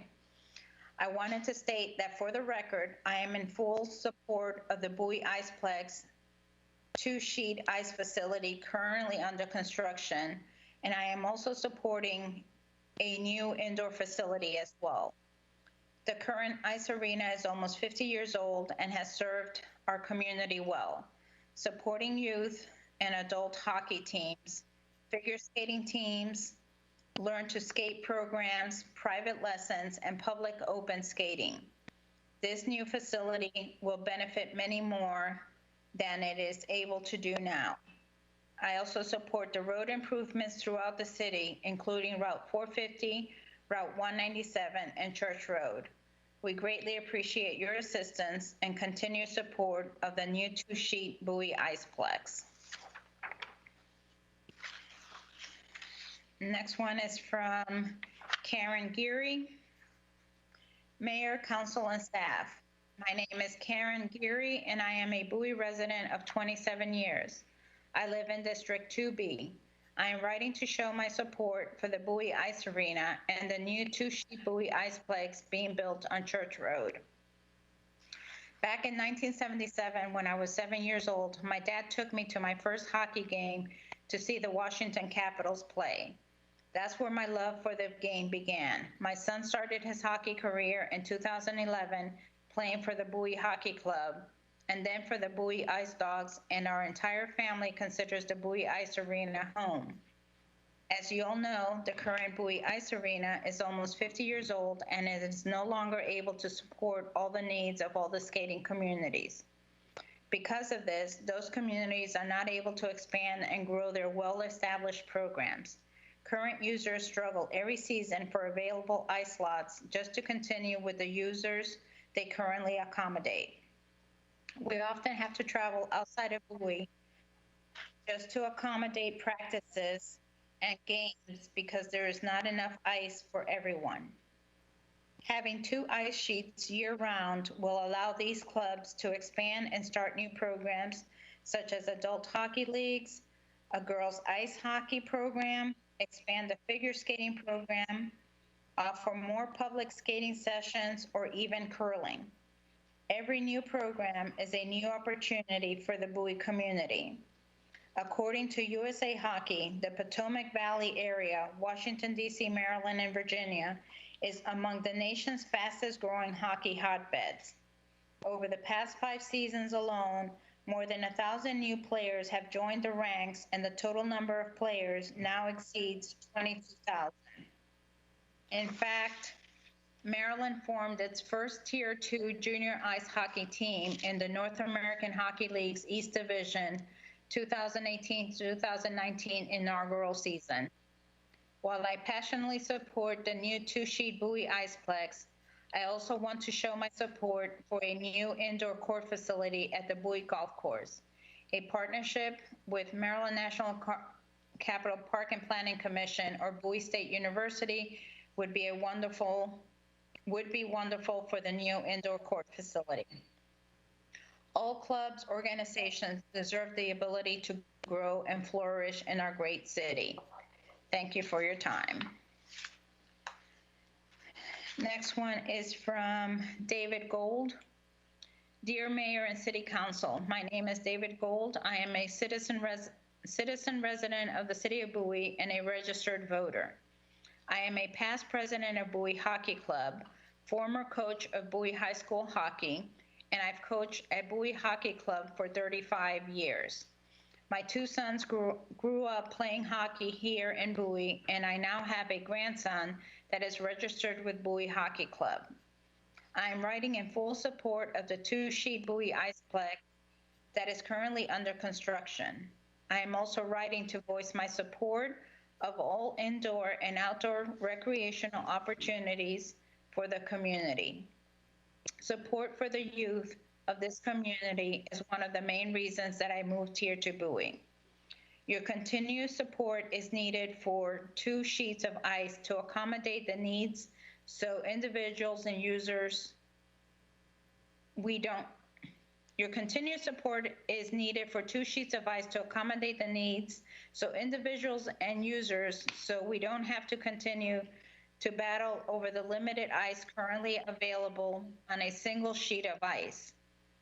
Ice time for the many user groups is at a premium and very difficult to accommodate each user group as well as the public. I want to thank the mayor and city council for their efforts on behalf of the community. Have an ice day.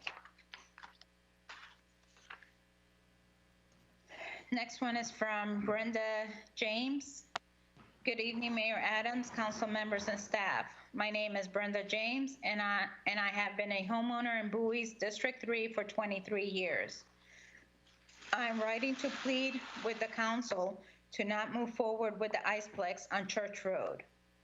The Iceplex was not a good decision for Bowie or for Church Road.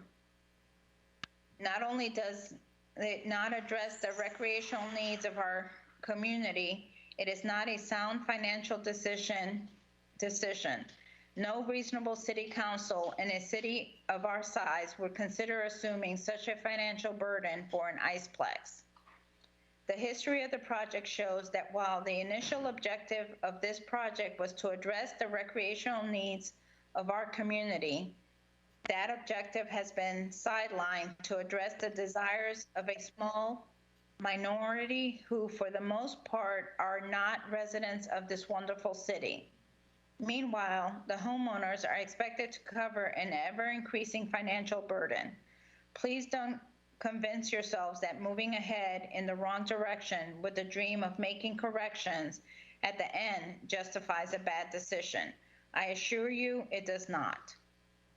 I request that the council look at some of the locations that were initially considered in 2013 study and consider or reconsider the designs that truly address multiple recreation needs of our community.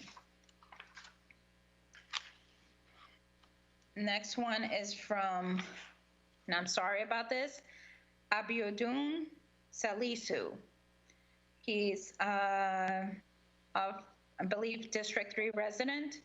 Please, I am strongly against any tax increase at this time as people lost their job and source of income is rapidly drying out.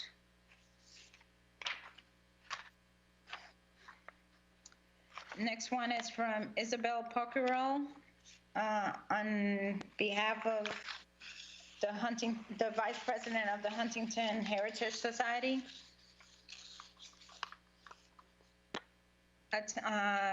Honorable Mayor Tim Adams and City Council members, 2020-21 marks the 60th anniversary of the Levitt & Sons community in Bowie. The models opened on Sussex Lane in October 1960, and the first residents moved in 1 year later, October 1961. There is a huge dedicated following on Facebook for anything Bowie.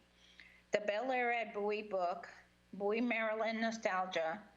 You know you're from Bowie, Maryland if you remember.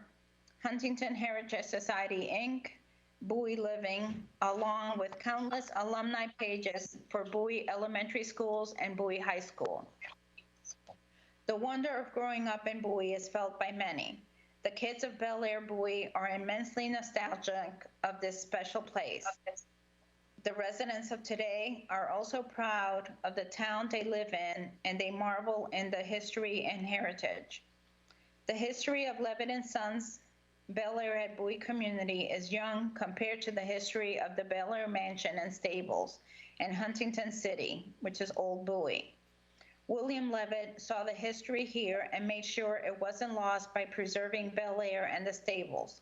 We want to mark the history of Levitt's Bel Air at Bowie on this anniversary, and we look to the city of Bowie to continue its commitment to history and fund the purchase and installation of a sign, Bel Air at Bowie, Levitt & Sons welcomes you, to mark the occasion of this special anniversary.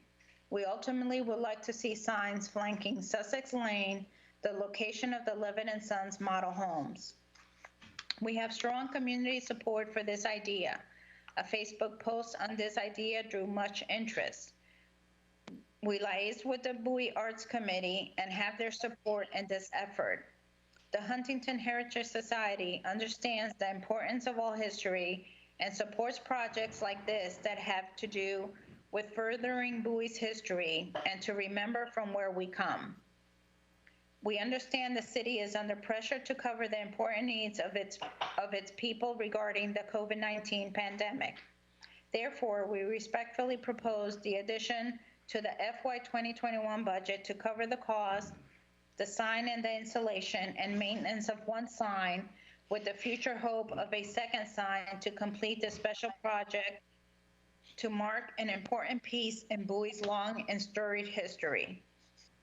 We thank you for your consideration and support of this project and for your continued support of Bowie's history and heritage. May you and yours be safe and well.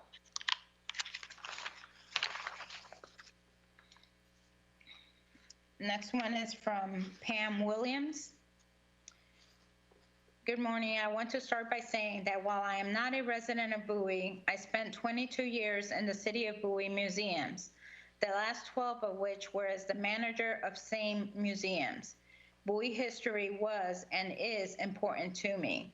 As you know, Bowie's history goes back to the early 18th century, but not all of its history is 18th or even 19th century history. In 1961, William Levitt developed Bel Air at Bowie. In doing so, he created a unique neighborhood which remains as unique today as the day the first settlers in station wagons instead of Conestoga wagons moved in. Bowie remains a place to grow and prosper. It would seem that Mr. Levitt had a good idea. The entire concept of this wonderful community is remarkable in American popular culture today. In 2021, Levitt Bowie will reach his 60th birthday. As part of that celebration, an effort is underway to install 2 Bel Air at Bowie signs, similar to the ones used by Levitt at Bel Air Drive and 450 and at Stony Brook and 450. A citizen group has met with an exhibit designer, Adler Designs. Adler designed and installed the Bel Air at Bowie exhibit, now at Ken Hill. I was privileged to work with them on that project. They were wonderful to work with, and their designs are top-notch. I understand that the present state of affairs from the COVID-19 virus has put many things on hold. However, given the light of this year's Bel Air at Bowie anniversary, I would respectfully ask the city to consider a proposal to pay for these signs. It's time that significant recognition be given to what Bowie started out to become, and which it still remains. We are Bowie strong. Next one is from Kim Whetstone Wilson. Good afternoon. I'm disappointed that the City of Bowie is proposing to raise taxes again. It's even more concerning that this is a consideration during a global pandemic. People are losing jobs, struggling to keep children engaged academically, and retirement accounts are dwindling. There's so much uncertainty about the financial future.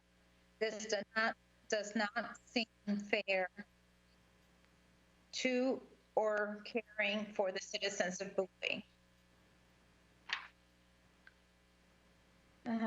Next one is from the Smith family, residents of District 2. Having resided in the City of Bowie for more than 45 years and having spoken in front of the council multiple times in regards to the ice rink, this council's actions and the behind-the-scenes sleight of hand are becoming quite the embarrassment for our community.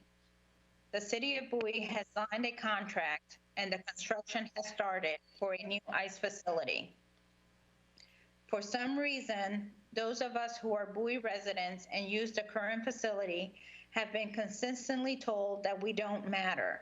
As a family that has been playing and coaching at the current facility for 20+ years and is now watching former teammates bring their children back to a facility that is no longer in any condition or capacity to continue to support multiple programs.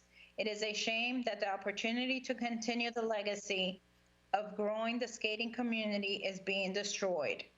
You need to stop playing games. Let the new facility be constructed as contracted and allow us the opportunity to prove that this is a viable facility.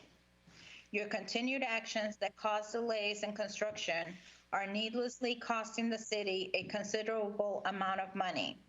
Please just let the ice rink facility construction move forward and unobstructed by your backroom meddling.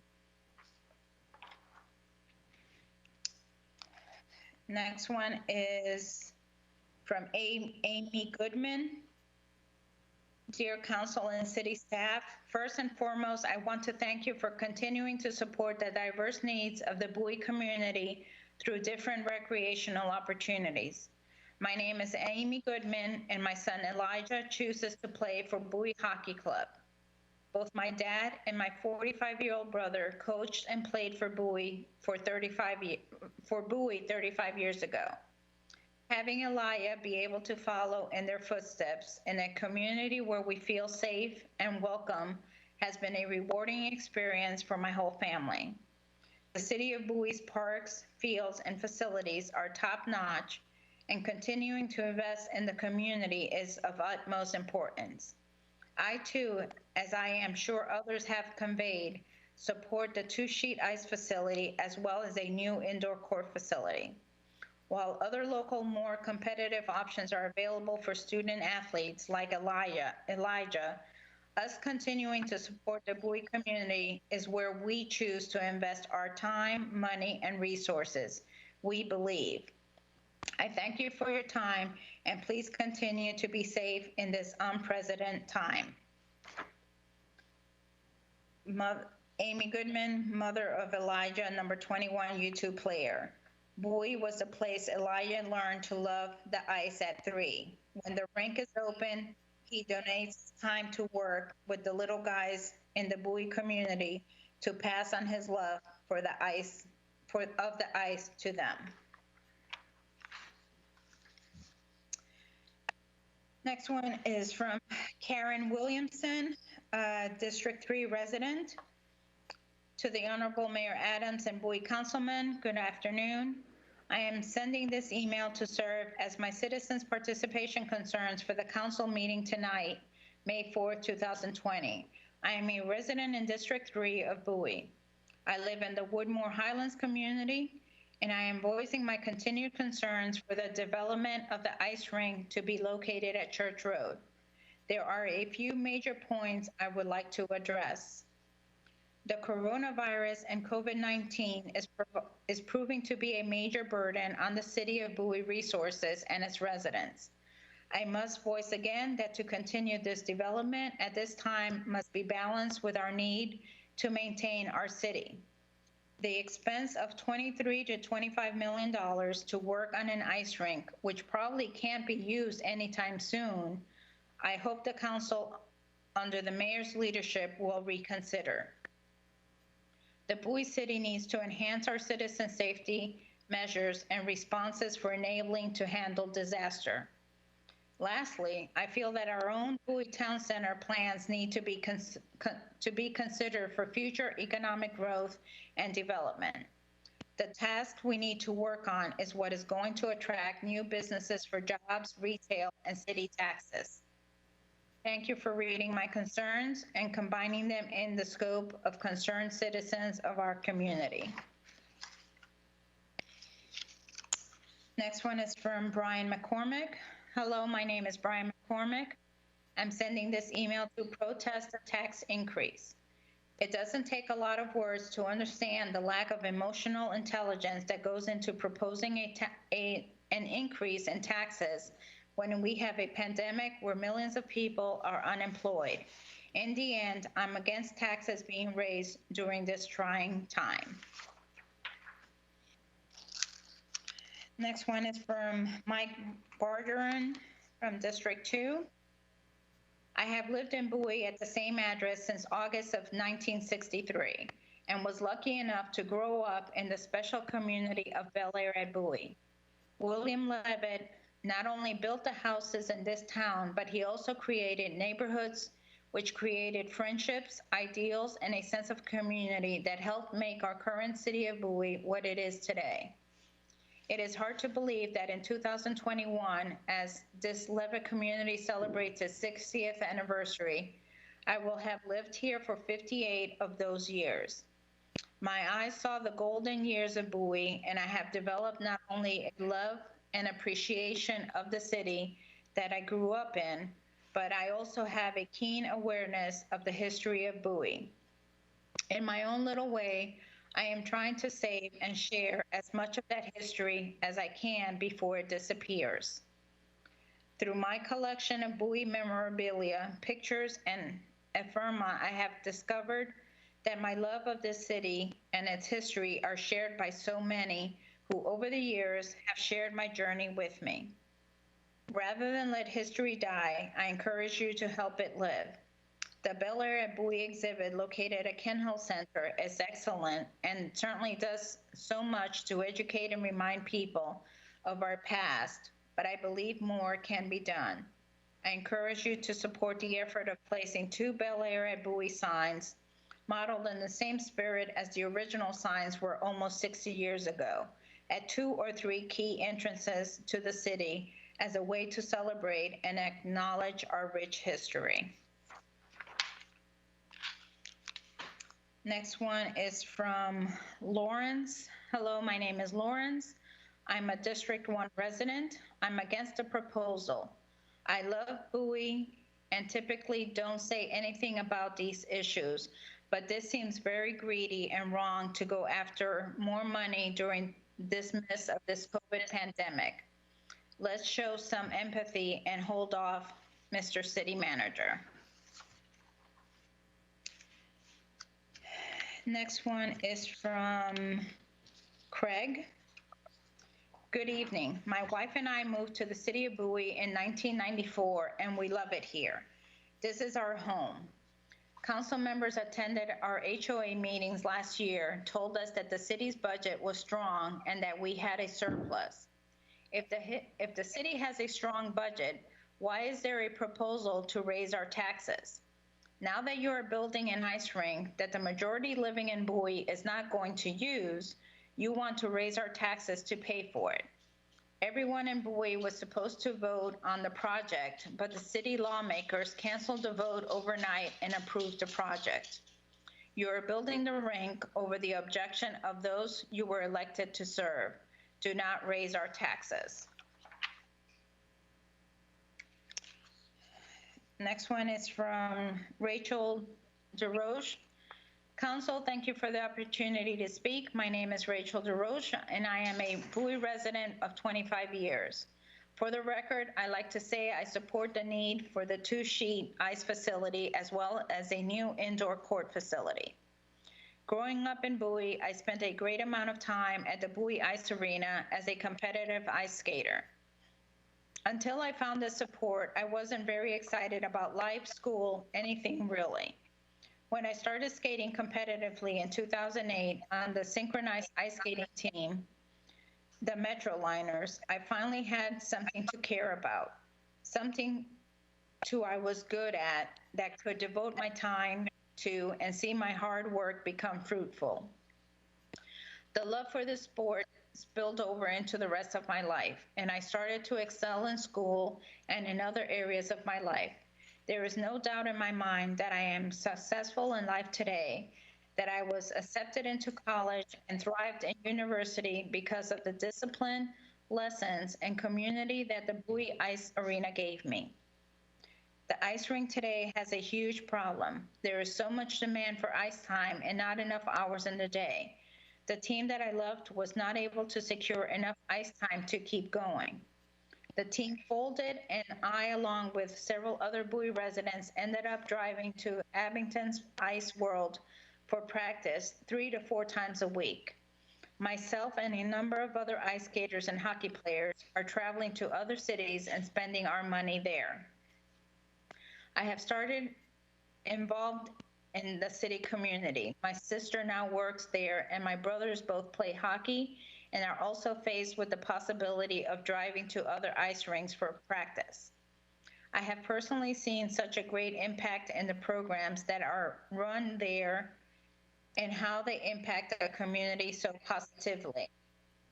The new ice rinks are necessary to continue to impact our community and to keep the money that our and other city residents are spending on these activities in our city of Bowie.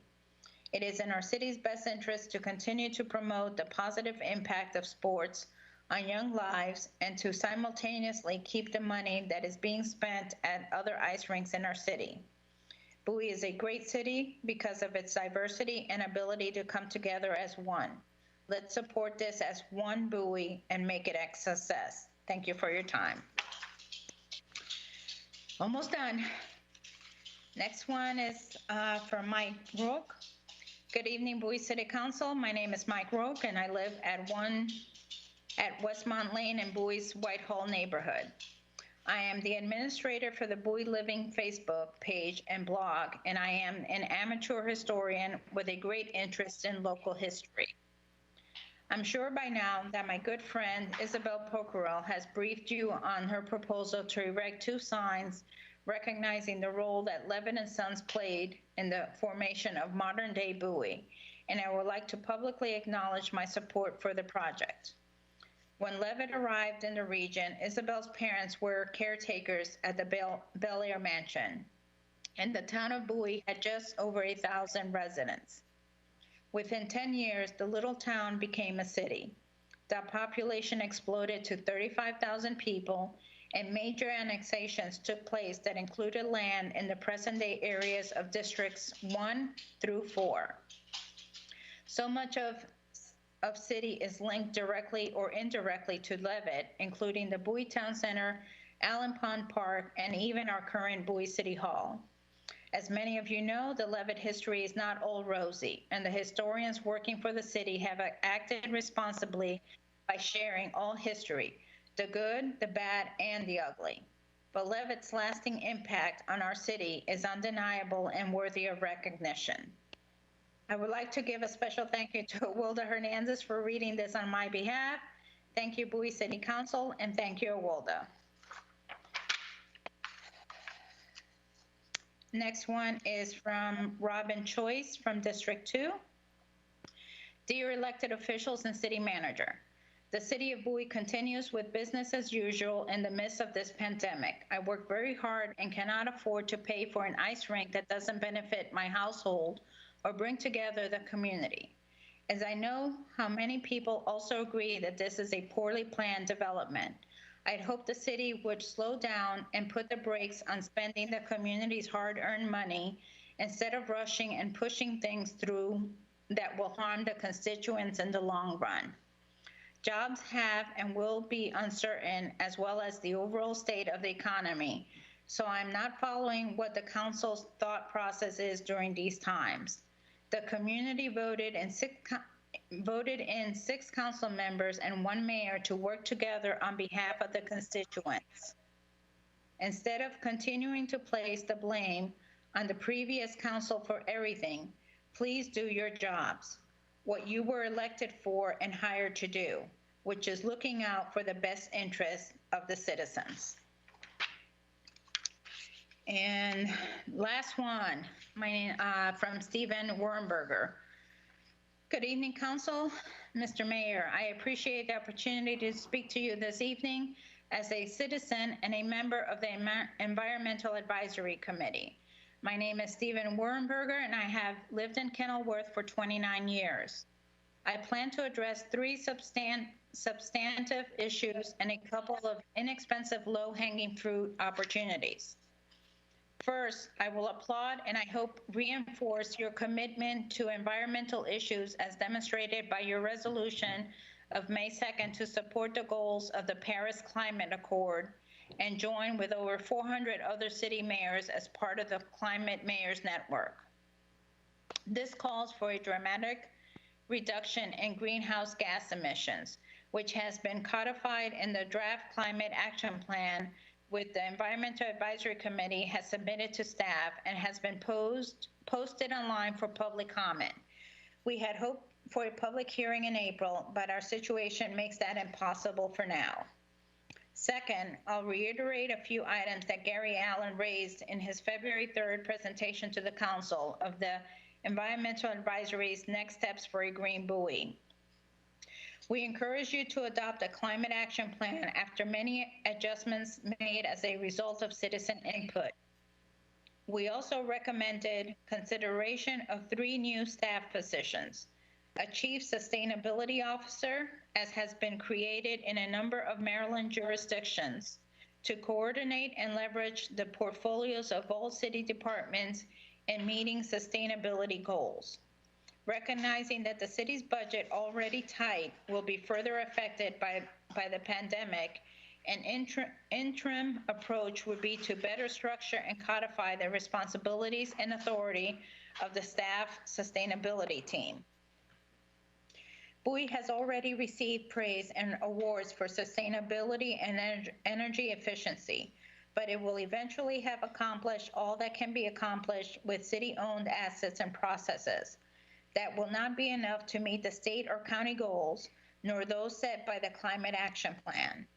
That will require the efforts of 21,000 Bowie households and over 60,000 Bowie residents. A full-time specialist focusing on outreach, education, and mobilizing our citizens will be crucial to meeting our goals. The Trails Master Plan calls for a tightly integrated transportation network that accommodates automobiles, public transportation, bike, and pedestrian traffic, all of which should make it even more possible to live, work, play, and shop in Bowie.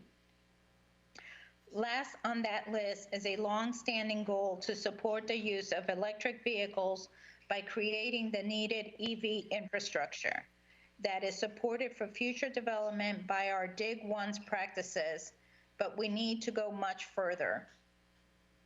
Right now, there is a proposal being staffed to take advantage of generous programs by BGE and the Maryland Energy Administration. BGE is advancing Maryland's goal of 300,000 EVs on the road by 2025 by covering the cost of installing, maintaining, and supplying energy for up to 4 EV charging stations. I'll reiterate, free charging stations on city property, preferably City Hall. Free to the city and free to users. Their purpose is to create even more incentives for EV use, and to do so with a visible signal to residents. The other program on offer by the MEA is to install 2 free level 2 EV charging stations that would be for the use of the city's fleet. The city would pay for the electricity, but if the city's vehicles are anything like my electric car, the cost of my electricity is about $11 a month or 4 cents a mile. The county has taken advantage of these offers by having 4 free public charging stations near the main entrance to the county's Wayne Curry Administration Building, and 4 more for county vehicles in the side lot where county vehicles park. This is the proposal enthusiastically promoted by the EAC for BGE's offer, since it demonstrates the city's commitment to our future in a visible way. I understand that a staff proposal to locate the free stations around the back of the police station in the lower left has been rejected by BGE as too far from existing infrastructure and not visible enough from Evergreen Parkway to serve as a signal demonstrating the city's commitment to promoting EV use. I urge the council to direct staff to pursue this tremendous opportunity. The gain would far offset the loss of a couple of parking spaces. The incentive value is far greater than the existing incentive of reserved EV hybrid parking spaces.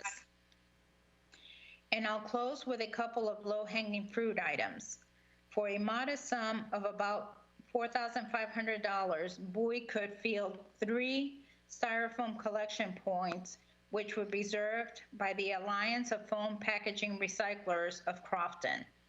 Last, for around $800, you could install a water bottle refilling station in City Hall, like that being installed in the police station, reducing the number of single-use plastic bottles that are discarded, but more importantly, serve as a visible example of the commitment of this council and this city to a sustainable environment, improving the odds that the city and its residents will survive and thrive in the future. Thank you for your time and your consideration. I'm eager to meet with any of you to further discuss these issues. And that is it. Thank you very much, City Clerk. I'd like to address a couple of things really quickly. First and foremost, I think that the notice placed may have confused some people, and it may not have been easily understood by many. But I will say at this point that as the mayor and as the chair of the city council, I only have one vote. But I think I speak for the whole council when I say that we have no planned tax increase at this time. Mr. Mayor. Secondly, I think it's important that everyone understand we've had a lot of challenges now with this pandemic. Trying to figure out exactly the impact on the budgets moving forward, we're not sure where they are, and we're not sure how to address them now. Though we try to do statistical modeling, there aren't any real models out there that can really help us forecast exactly what's going to happen with this pandemic and how it will affect the city. So having said that, I will say that as we move forward, and having talked with the city about this, we know that we're going to more than likely have to do a supplemental budget adjustment as we get into the new fiscal year so that we can try and assess where we are and what has happened. Know that what we do now, we can always go back and revisit and change. And we probably will have to do that. That's my thought. But we don't know exactly how long we're going to have businesses closed and shelter in. So we don't know exactly what's happening. We don't know exactly the impact of the recession. So those are things that we know we're going to have to address and look at. But probably once we get a little closer to the end of this fiscal year, when we see how the next year is starting, I think that's the easiest way for a finance director and others to really address where we are financially as a city. The last thing I'd like to quickly address, and though it's extremely important for those who may have missed it, we did put on the agenda for our next meeting to address the questions that are going back and forth on the Iceplex. So we'll have an opportunity to openly discuss that and kind of move on from there. So having said that, I would open it to any questions from any of the council members at this time. Excuse me, I'm sorry, Councilmember Harrison. Mayor, before you continue, I need you to close the public hearing. Okay, and at this time, I'd like to close the public hearing. Thank you. Thank you. Now, Excuse me, City Clerk, you gonna hand it? I just wanted to clarify your point further, Mr. Mayor, and ask Mr. Lott if he could just clarify, elaborate more on the ad that was placed in the Post, and just elaborate on what the 3.5 increase means. The residents will have a full understanding of that and why we put that in the paper. Well, thank you. Thank you, ma'am. I want to help everybody out here.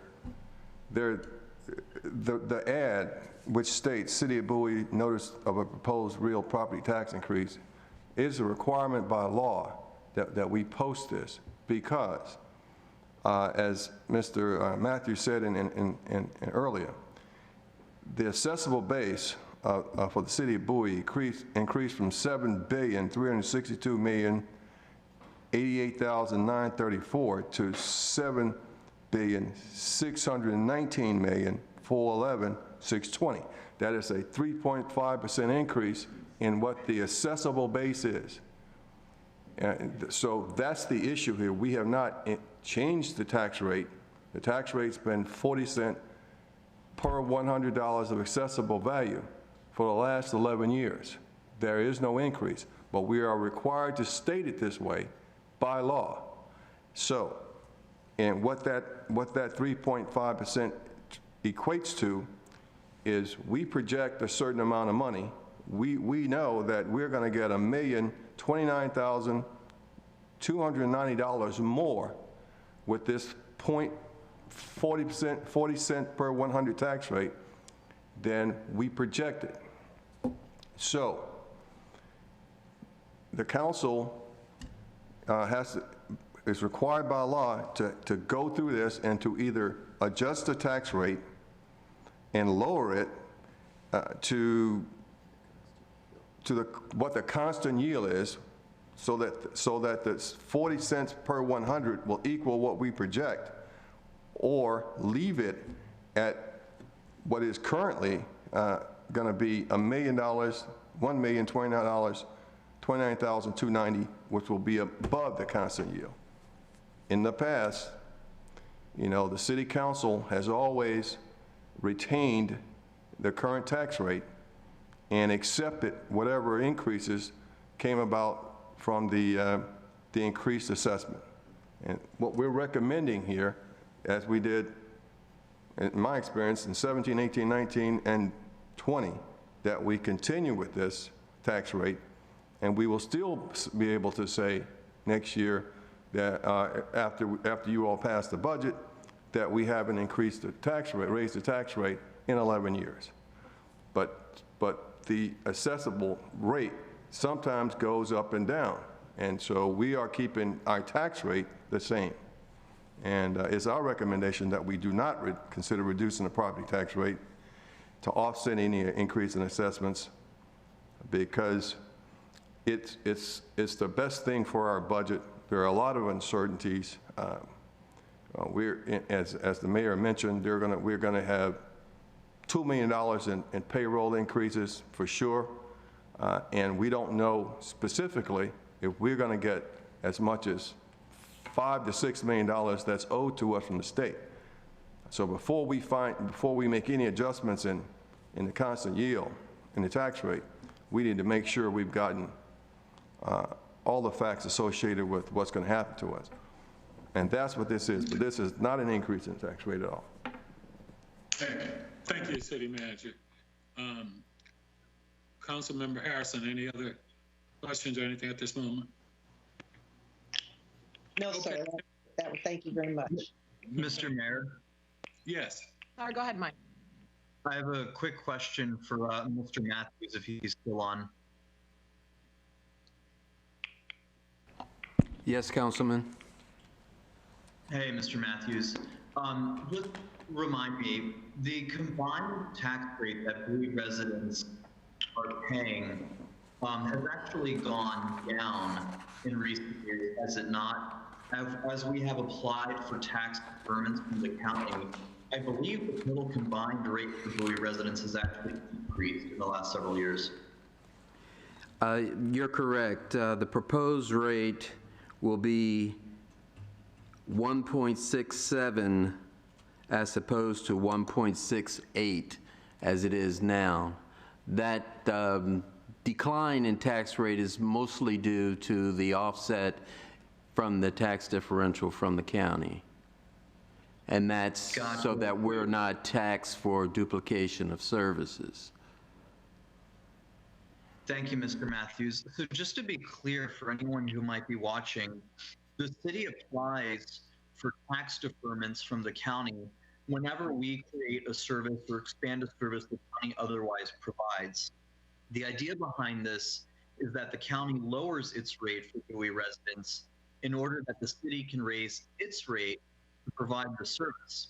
The thing is, the county has lowered its rate for Bowie residents, I believe, a couple times in the last 10 years, but the city has never had to actually increase its tax rate. In other words, the city has successfully expanded the amount of services that Bowie residents are getting without having to charge them more money for it. So we are absolutely providing more services and better services more efficiently than residents were getting before. So the total combined rate that residents have paid over the years has actually gone down, even though their offering of services has expanded. So I just wanted to emphasize that. And I really appreciate the city clerks reading all those comments tonight. Happy City Clerk Week, Awilda. Yes. Hey, thank you, Councilmember. Thank you. Good. Any other questions or comments at this time? Mr. Mayor, I just wanted to say one thing. I know there was a reoccurring theme in tonight's submission when people were basically saying that City Council is continuing with business as usual with COVID going on and things of that sort. I just wanted to offer a brief apology to all of the residents who feel that we are continuing with business as usual and we are not prioritizing things that are going on with COVID and your health and your concerns. we're talking about that, and we will continue to discuss that as COVID is going on, and we will continue to work with our state government and our federal government and also our county government as well. So I just want to offer a brief apology to you that feel that we are not addressing that, or that's not top of mind for us, or that's not a concern, because it really is. And I know a lot of us have lost loved ones during this time. My mom is a nurse. A lot of us have friends that have lost their jobs during this time. So I really want to make sure that we're reinforcing and everyone understands that that really is a concern for us, and it really is a deep care for us, and that we do hear you. Your comments are well received, and going forward, we will make sure that we prioritize that and make sure that you understand that COVID is a very much so real concern for us, and that it is a priority. Thank you for those comments, Council Member. I think the citizens and all of us appreciate that. Any other comments or questions at this point? Okay, having said that, the City Clerk. Yes, sir. How are you? Are there any actions we need to take at this time? I believe there should be a motion to accept the constant yield tax rate. Correct. Mr. Mayor, I would like to move that we accept the constant yield tax rate at 40 cents per $100 of assessed property value, as it has been for the last 11 years, so shall it be for 12. And I'd like to second that. Councilmember Gardner would like to second that. It's been moved and properly second. At this time, any further discussion? If no further discussion, call for the vote. All in favor? Aye. Aye. Aye. Any nays? Motion carries. Thank you. Okay, moving on to new business. I'd like to thank our Economic Development Committee Chair, Mr. Sherman Ragland, for his patience. And if you could, the chair of the committee will initiate a discussion with council about a Bowie business relief and recovery plan during the coronavirus pandemic. So if you would, Mr. Ragland.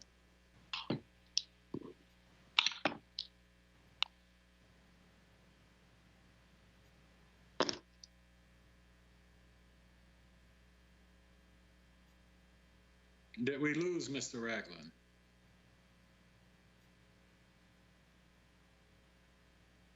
No, I still see him on there. Mr. King, are you in chambers? I am. Can you, I guess, would you be able to start, and I'll try to get Mr. Ragland going? I was basically going to vamp the same way the mayor provided the introduction. So to alert Mr. Ragland to unmute his microphone and begin to speak. So we've kind of covered that base. The next one is someone who's near a telephone could perhaps reach out and see if there's been a technology failure on that end. Mr. King, I'm sorry I stepped on your parade there. No blood loss. Mr. Ragland, are it's you okay. still on there? Hello. There we go. We got him on. Yeah, I've been sitting here listening. Let me turn my camera on so you guys can you see me okay? Let me try that. Okay. So my light.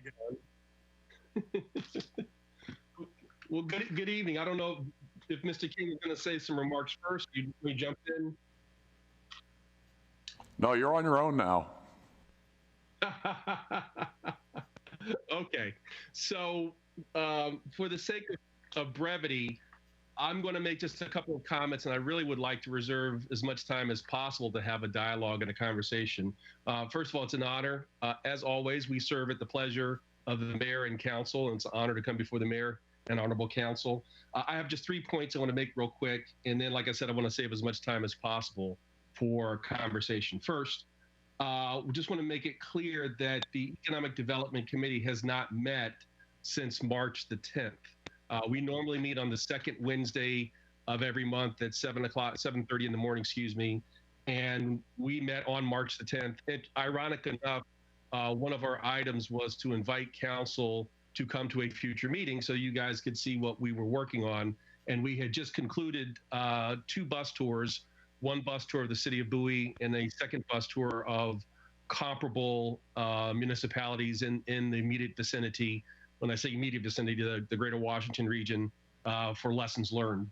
And we were in the process of sort of compiling our thoughts and summarizing our thoughts in terms of what we thought we would make as recommendations to council. Just a quick reminder, March the 10th was the day before the Maryland Higher Education Commission issued specific directions to all the universities in the university system of Maryland, telling them to send students home early for spring break and not let them return to campus. And so that was sort of really the first shoe falling, I think, in the Maryland region with respect to COVID-19, the coronavirus. We are scheduled to meet on this coming Wednesday, which is a week ahead of when we normally meet. We are going to use social distancing and make use of the technology that the city has, and we are prepared to move forward on any direction that the mayor and city council gives us in terms of looking at COVID-19 programs specifically for City of Bowie businesses. Second thing I would like to bring to your attention is we would really benefit from some specific set of direction as to what you would like the EDC to do. And let me be very, very specific. I do have a copy of the memorandum that was prepared by Councilmember Deboadu, and also did get a chance to watch the video of the prior council session. I think it was on April 27th to get some kind of an understanding. But specifically in the memo, it talks about dollar figures of 1.5 million to 2 million, and there's language in here that talks about all. And I fully understand and appreciate this is just a discussion point, a part of departure. However, if you look at the programs that are currently in play for businesses in Prince George's County and also the city of Bowie, you have federal program, you have state program, you now have county program. And even though the population of the city of Bowie is 1/6 of Prince George's County, I don't think we would be talking about allocating 1/6 of the dollar. So as an example, the federal PPP program, which has been much maligned because of the issues it's had, the average award per employee was about $6,000. Average award per small business, true small business, was about $25,000 to $30,000. For the state of Maryland, the average award was about $25,000 to $30,000. And Prince George's County, which has a $15 million fund, average award has been about $30,000 to $50,000. So even though we are 1/6 of the population, you would not typically award 1/6 of the dollars. If you just stop and think for a second, if minimum wage is $15.50 in Prince George's County, it's not the official minimum wage yet, but there are many businesses that are already paying $15.50, especially in the more quote-unquote affluent parts of the county like City of Bowie. That translates into a $32,000 a year salary, or roughly about $3,000 a month per minimum wage employee. So if you said, okay, we're going to give 2 months worth of salary, that's about $6,000. And you said, okay, you have roughly somewhere around 4 to 5 employees, that's around $20,000 to $25,000. So if the city of Bowie, just as again a discussion point, were to award businesses $20,000 from this $2 million proposed fund, you could basically award money to 100 businesses. And that's in direct conflict with the other statement that talks about all businesses. I don't, and I apologize, I don't for the life of me know the exact number of businesses in Bowie, because one has to agree on what's the definition of a small business. Is it the SBA definition, which I think 500 employees or less, or is it anybody who's formed an LLC at SDAT and has been incorporated or has had articles of formation for more than 6 months or so? And we can certainly look at that and set parameters, but I think it's safe to say there's more than 100 businesses based in Bowie. But if you were to award $20,000 per business, consistent with what the federal government is doing, consistent with what the state is doing, consistent, albeit a little bit lower than what the county is doing, you can basically award 100 grants or 100 loans. And I think one has to ask the question, well, okay, which 100 businesses get the money? Certainly you could award less to incorporate more businesses, but at a certain point, quite frankly, it becomes almost meaningless. So having a sense of direction of how much money are we talking about? How many businesses do we want to support? Are these grants or are these loans? And quite frankly, either way, we're still going to have a mechanism by which the money is actually put in the hands of folks. And I would caution the city of Bowie to do anything that causes us to overpromise and underdeliver, kind of like what the federal government is doing right now, because that just irritates a lot of people to make a lot of promises and then functionally you can't actually implement. So that's sort of my number one question. And then my last point, and then I'll open it up for a conversation, because that's really what I want to have today, is point number 3 is if I could very crudely borrow metaphors from natural disasters and say, okay, this is analogous to a hurricane, I would argue, and again, my opinion, therefore, argue I think is the right word, I would argue we're in the eye of the storm, not after the storm. And at some point in time, we're going to have to marshal resources to talk about what happens during the aftermath. And I don't think anybody, either on the healthcare side or the economic side, is ready to declare that this war against COVID-19 is over. This is just the sort of the calm before the backside of the storm hits this summer, and no telling what other measures we're going to have to take. So those are my 3 thoughts. Those are my comments. Again, we're prepared to meet. We will be meeting on Wednesday morning at 8 a.m., social distancing, and we're prepared to move in whatever direction that the mayor and council gives us and provide you with the absolute best insight and support that we can give you. Okay, thank you. What I'd like to do at this point is I will forward the council member who sent that letter, if she would like to make some comments first before I make some at this point. Thanks, Mr. Mayor. I appreciate that. I want to thank you, Mr. Ragland, for coming on and offering those questions and comments to us. They are very insightful and very thoughtful questions, so appreciate your time there.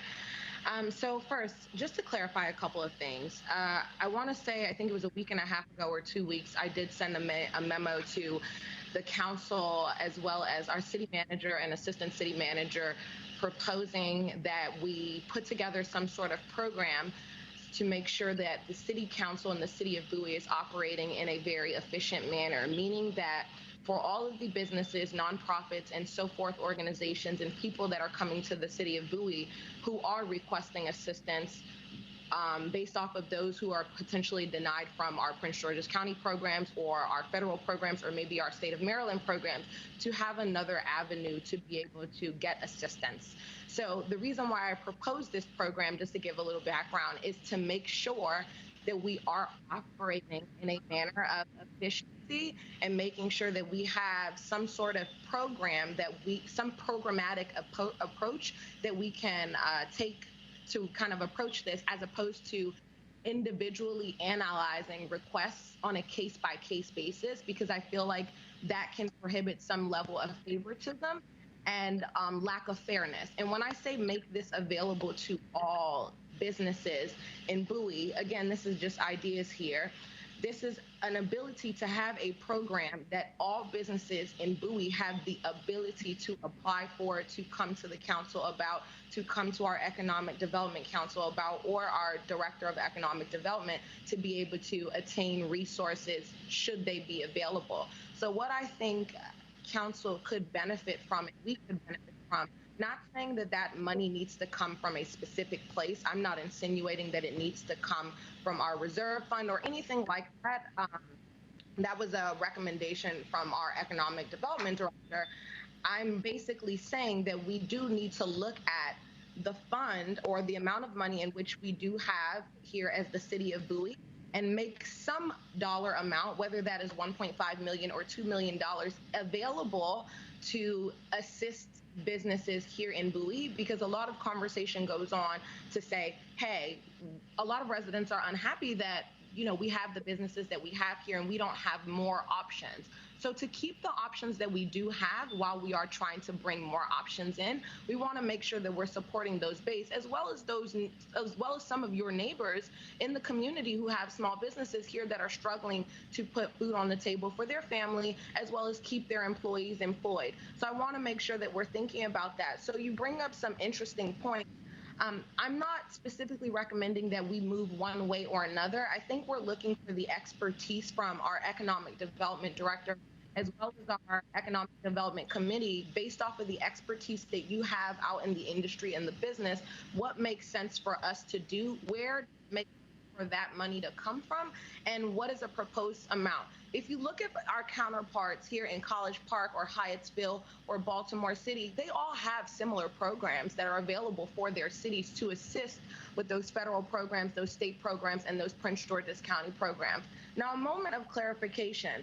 I want to make sure that everybody understands when a business does come to the city of Bowie to request assistance or look at us for possible help, the direction that we voted on and that we talked about was making sure that they work with our economic development director first to make sure that they're applying to our state, county, and federal programs first as the first avenue. And should that process fail or should they not become eligible or that money is no longer there, then they have the city of Bowie as a backup option. And it's really to make sure that we have just another option to make sure that we're taking care of our residents, our small business owners here in Bowie. So by no means is it meant or intended to cover every single business here in Bowie. It is intended to have a fair and efficient process for those businesses who are looking for assistance to be able to come to us and us to operate in a programmatic and operational manner to be able to assist them and provide them the best assistance that we have available. So I think a good starting point might be looking at our colleagues over at College Park, Hyattsville, who have relatively small budget compared to us, and looking at, as an EDC or the Director of Economic Development, do you feel like it's right to propose to the council and say, hey, maybe we not spend much time here focusing on this upfront and we look at this from a holistic approach and say, hey, what are we going to do during COVID and what are we going to do after COVID? Maybe we look at it from that approach. That's fine if that's the recommendation. But I think for us, we are looking for a ground and a starting point to have that discussion to make sure that we are supporting those base of residents and those businesses who are approaching for assistance and making sure that we are being fair across the board. So I just want to make sure that I clarify that memo that I sent out to council. I'm happy to make that document public to make sure that it's transparent and everybody has that information. But it's just ideas and a suggestion so that we can get this conversation started and we can address it in a quick and efficient manner. The last thing that I also want to make sure that I mention is that we do and have made a lot of IT, I would say IT options available for all of our committees to meet. The Education Committee, which I liaison, has met 3 individual times in the midst of COVID in a more so ad hoc approach to make sure that we're making resources available to our education community and our parents and our children here in the city. So if that is a challenge that you guys are having, please let us know so that we can work with Todd and we can work with Al to make sure that we equip you with the IT resources for you to be able to meet in a more ad hoc manner, because we are really relying on this committee and your expertise and your direction to be able to channel forward during this time. So I appreciate that, and I hope that clarifies, and I'll give it over to my colleagues now to have comments. Thank you, Councilwoman. Our chair, the EDC, would you like any clarification, or are you good with that? Just a quick response. Starting with the last point and then working my word back forward. We're good on the technology side. We're good. Mr. King has been very, very helpful in making sure. In fact, I think he's doing a test run of the Microsoft Teams system tomorrow for our fellow EDC members. So technology was really not a factor or at play. I was just emphasizing the fact that when I watched the video, there seemed to be a desire to have an actual report handed in tonight. And I'm just letting the council and letting you know, Mr. Mayor, that we haven't had a meeting, so therefore there would be no report. Again, we can do whatever it is that you ask us to do, but the more clarity that we have, the easier it is for us to do our job, to be specific. As a side point, the EDC is comprised predominantly of small business owners, many of whom either live in the city or have businesses in the city or both. And I can tell you that we are fighting the fight on both fronts. We are fighting the fight of keeping our customers. We are fighting the fight of paying our bills. We are fighting the fight of negotiating leases. So we are very much on the front line of exactly what we are discussing. And I can tell you that the number one thing, and again, this is my opinion, I speak for myself, I don't speak for my committee, and I never want to get ahead of my committee. The number one frustration that I hear articulated by my colleagues as well as myself is this consistent over-promising and under-delivering by our governments, plural. The worst offender is the U.S. federal government, the Small Business Administration, who's been at this long enough that they should know better. But there was $2 trillion committed by Congress, and very little of it wound up in the hands of small businesses. State of Maryland has done a much better job. I was actually applicant number 108. I was literally putting in my data as the governor was speaking about the rollout of the COVID-19 program. I think my loan application was 108, and I'm still waiting on a portion of the money that was promised by the state of Maryland that I was told had been awarded well over 3 weeks ago. And the absolute best participant was Prince George's County. And to some degree, I sort of had a quote unquote inside track, transparent, but insight into the fact that Council Chair Todd Turner came to the Bowie BIC and asked the Bowie BIC to assist in getting the word out about the program. And as a result of that, I participated in the conversation about how the county was going to implement its program, and also made sure that we distributed. I actually had 2 or 3 webinars with April Richardson, who of course is the founder of DC Sweet Potato Cake and runs the food incubator over in inside the Beltway in Prince George's County. And we were very, very good at getting the word out. We did a couple of webinars, had several hundred people on them. So I kind of knew what needed to be done before the doors opened. That didn't give me any special insider advantage in terms of actually getting my application in early, but I'm the guy who stayed up at midnight because the county promised that the web portal would be open at midnight, and then the web portal didn't actually go live until 12:08 noon, and stayed up for 12 hours waiting to put my information in over and over and over again. So, and to the county's credit, we got a decision within 3 days, and we got funded within 7 days. So the county has been the absolute best. Now, in all 3 cases, there are some things that those programs had that the city of Bowie, to the best of my knowledge, does not have currently, and we need to just be sensitive to that.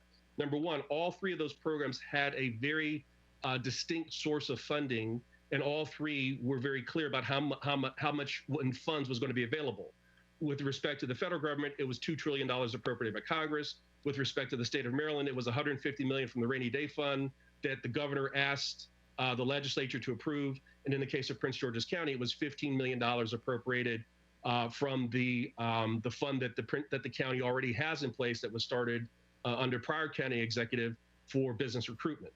Second thing that all 3 players, the federal government, the state, and the county have is they have an infrastructure, an existing infrastructure to actually get the dollars out. So in the case of the federal government, SBA has a very long history of doing not only economic disaster loans, but also 7A loans, 504 loans, 7J loans.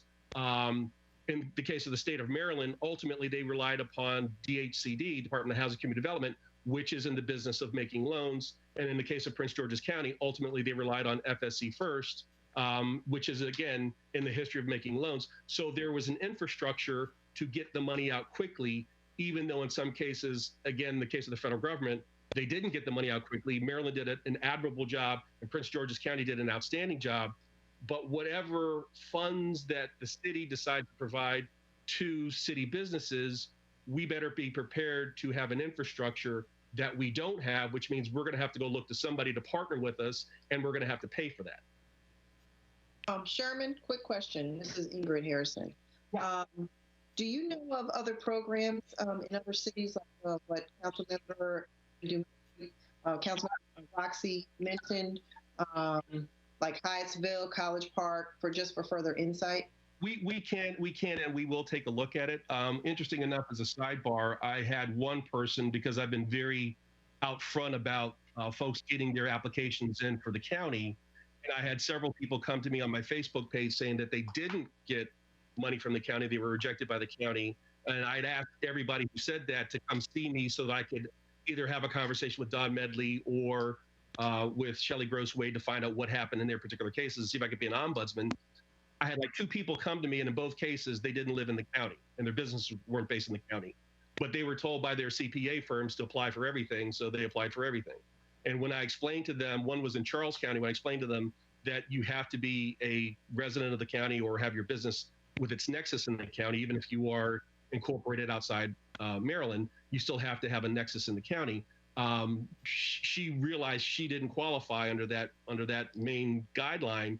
And I suggested to her that she look at whatever Charles County was doing. And it just so happens that Charles County announced $1 million program like 24 hours later. So we can very quickly see what other truly comparable jurisdictions are doing. But I would be hesitant to compare the city of Bowie with Baltimore City, with a county of 200 to 300,000 people. We really need to compare. I'm not asking you to compare them to those types of cities. I'm asking you to look at the cities that she mentioned in her memo. Hyattsville, College Park. I'd be interested to see what programs they're offering. Yes, absolutely, we will do that. But again, I would state, we want to make sure that whatever we promise, we can deliver. Because I think the #1 frustration of small businesses is applying for programs and having the rules change. That's exactly what the SBA is doing. SBA said that there would be $10,000 grants and loans, and then they changed it to up to $10,000. But that's not what it says. So again, we just need to be very, very clear. Otherwise, we run the risk of doing sort of these one-off if we don't have very clear guidelines. Now, and understanding when you have very clear guidelines, people to a large degree will understand, do I qualify or do I not? So as an example, Prince George's County was very explicit that if you didn't have 2 years tax returns and if your business was not incorporated before 2018, they would not consider you for their award. There are some people who probably looked at that and said, hey, that's not fair to me because I just incorporated last year or I just incorporated last month. But you're going to have to draw the line in the sand somewhere. Otherwise, you are going to have not only the people who think they qualify, but maybe don't, but you're going to get a whole lot of, quite frankly, sidebar conversations, and that's going to really impact you guys of, hey, how about my case? How come I got rejected? And so the clearer you can be in terms of what the rules are, the better off everybody will be. Sounds good. Level playing field. Hey, thank you so much. Hey, Mr. Mayor. Are there any other questions at this time for EDC? Yes, Mayor. Thank you, Chairman, for being here. I appreciate it. I know we got to speak a little bit this weekend. The first thing I'm going to ask, just as we talk this conversation, and Mr. City Manager, this is really for you. Can we ensure that someone from our finance department is there at their Wednesday meeting? I think it's appropriate that they have all the tools necessary when we talk about the budgetary process as well, so that they're well informed of where we're at in the budget. And to that, Mr. Chairman, I'm also going to say that obviously, our budget process, looking at FY21, right? And so let's also just make sure that you guys have a look at that, talk about what opportunities we may have in that budget to make recommendations to the council in that sense. I agree with your eye of the storm assessment, right? I understand the frustrations that small businesses have had with the SBA, with Congress 3.5 CARES Act, with all these things. My mom is a small business owner, so trust me, I personally understand how businesses have been affected by this and the changing of hands. But I do want us to kind of look at this in phases, right? You guys are meeting on Wednesday. By the time we probably hear it and get to vote on it, it'll be May 18th, a potential reopening in phase 1 from Governor Hogan's plan, right? So I want us to really start thinking about this in phases. And your recommendation may be that nothing can be done, right? The point here is kind of, let's look at what opportunities we may have since we are a strong fiscal municipality. I'll talk about District 3 for a second, to be a little bit selfish here. We have the town center, we have a Novolon. As we talk about reopening, I'm pretty sure you're reading a lot of stuff that I'm reading as well. We're talking about consumer vulnerability, right? So even though a business opens and they're still paying their folks, may not have people showing up. And that can be a really big thing. For District 3, in my belief, we are kind of one of the economic heart of the city, especially with the town center being there. We are what kind of sets the tone for property values across the city, drives attraction to the city, both in businesses coming, but also home buyers, right? And so I really would like in that report also to focus on the town center, to focus on an Novolon, and I hope, John Henry King, you've been able to get in contact with someone over there, because I really do think that we need to look at that economic engine and figure out how we don't get too far off the course, right? In that sense. And then I'll go back to the May 18th piece, right? I think that Councilwoman and Debbie Motta brought this up maybe more than 2 weeks ago, right? We had the official action to you guys last council meeting, but it was my hope that you guys were going to be able to meet sooner, and totally understand the COVID concerns.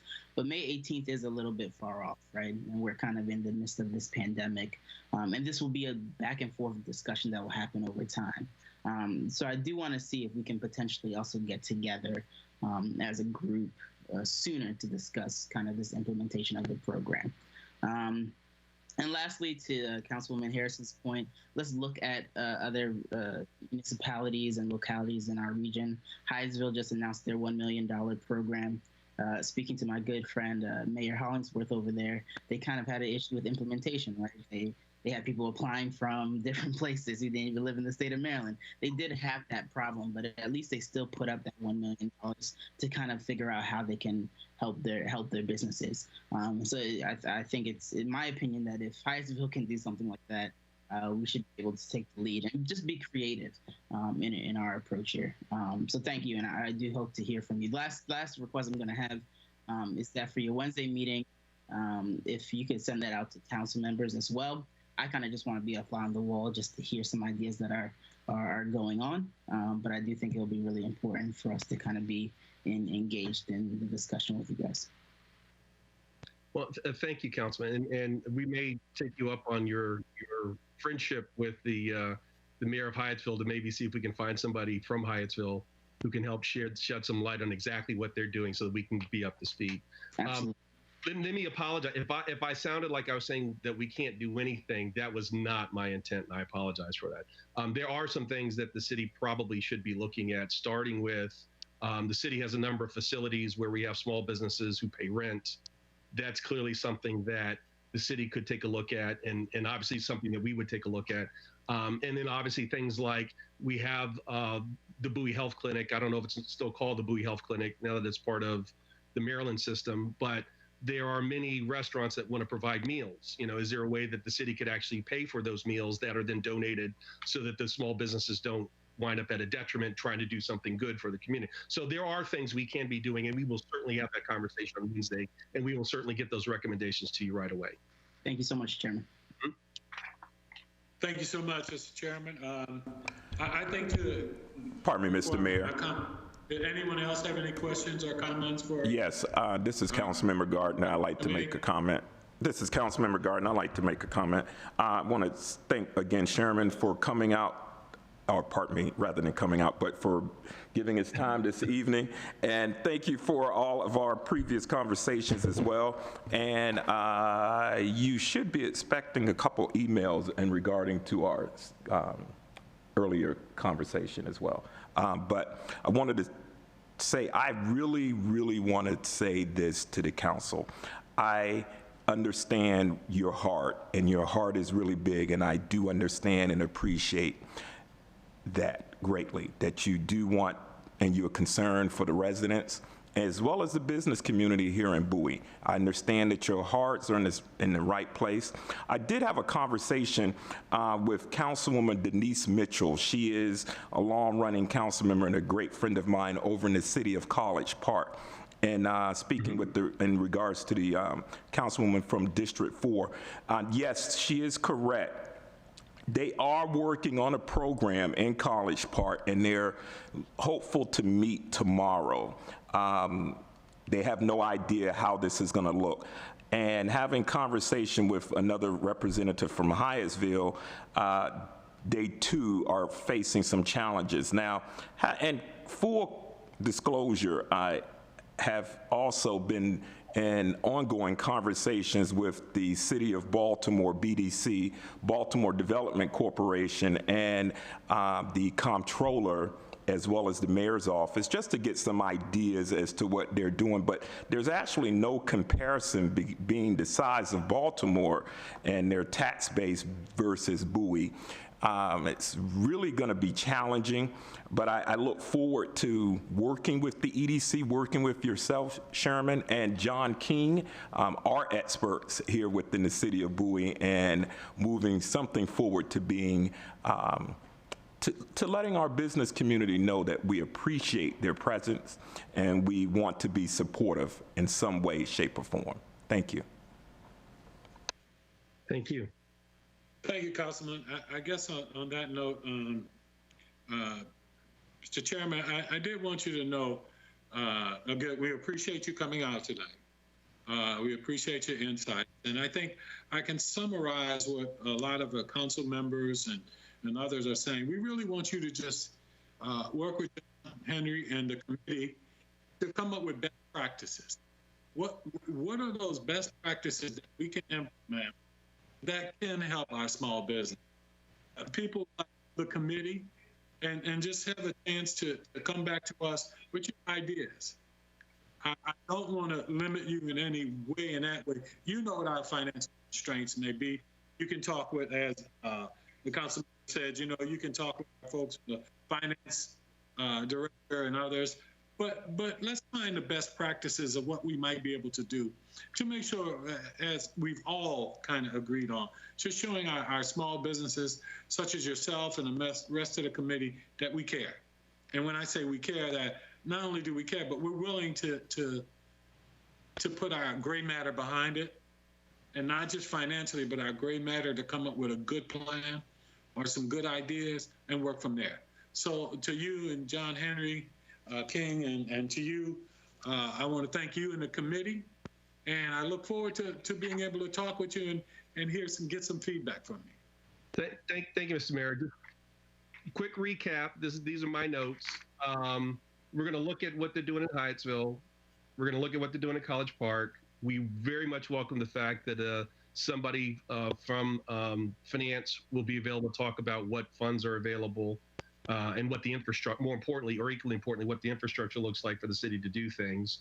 We will talk about looking at phases and possibly syncing my notes, what we do along with some of the guidelines that the governor has issued. And Kim Clark, as an aside, Kim Clark, who's the EVP of BDC, is a good friend. I will make sure I call her personally and just ask what is City of Baltimore doing. And I would just share with council members, and Mr. Mayor, you have this information, but my phone number is 202-288-7001. My email address is sherman.ragland@gmail.com. And to the degree that any council member has an idea, wants us to look at something, has a resource that they would want us to talk to, we will look at everything and anything and come back with the most thorough recommendation that we can present to you in as timely a fashion as we can present it to you. Hey, Mr. Ragland, again, Chairman, we do appreciate you. Have a good evening, okay? Thank you, sir. Thank you. All righty. Moving along with the new business, we'd like to bring up R26-20 at this time. Councilman, would you like to speak on that? Thank you, Mr. Mayor. Let me just give a brief history of how we got to this place, and then kind of also answer some frequent FAQs that I've been getting over really the last 24 hours from members. About 3 to 4 weeks ago, Larkin Chase Center reached out. As many of you guys know, they are the second highest facility in terms of COVID cases, both for their staff and for the seniors in that community. And they are located on Health Center Drive. So a few weeks ago, they reached out in an effort to try to get meals for their healthcare staffers, those folks who are on the front lines, risking their lives every day to kind of keep our seniors safe, especially in this case. So what I did is I reached out to some businesses in the area, connected them with some folks, and what they've figured out and what they've realized, obviously, as the chairman just alluded to as well, is that small businesses are in dire situations right now. And not many of them can provide that relief. Not many of them can do free meals. Not many of them can really help in that systemic way for their 95-plus healthcare staffers. Now, as people also may know, Larkin Chase Center in the Bowie location has a strike team from the state because of their dire situation with COVID cases, which means that healthcare staffers are working around the clock. It means that they're trying to limit the interaction that their healthcare folks are having. And so it's hard for their staff to get food. It's hard for their staff to really eat, especially on the job. So what I did is I worked with the town center. I kind of do a weekly check-in with them just to see where they are at, where the status is, and what we should be thinking about in the future. And we came up with an idea to essentially have Bowie Town Center businesses, the closest proximity to Larkin Chase Health Center, provide meals to those locations and to those staffers. To show our support, more importantly, for these frontline workers. B, to what the chairman just said, to show that our city does have the financial capability to do something small like this, and try to help out where we can in our role as government. So this is about 950 meals provided over a 10-day course. And I do thank the folks at Bowie Town Center for helping get their businesses who could be able to do this to participate. Now, so some of the questions that people have been asking, mainly about where's this money coming from, I do envision this to be something from FY20, not something to affect our future budgets or the COVID shortfalls that we expect to face over time. And I do not have a problem directing the city manager or asking him to find where we know he's a wizard when it comes to saving money in his budget, where he can find these funds available to folks. So I look forward to a debate here, and hopefully we can find a solution to really help these healthcare staffers who are on the front lines risking their lives day to day. Okay, thank you, Councilman, and I will open it up for discussion at this point. Yes. Couple of questions. Thank you, Mr. Mayor. Thank you, Mayor Pro Tem Boafo. I think the idea is great. Just a couple of questions. Don't you think we are setting a precedent with this? And what about other senior agencies in Bowie? They may come to us as well requesting support for meals. And so just want to find out what your thoughts are on that.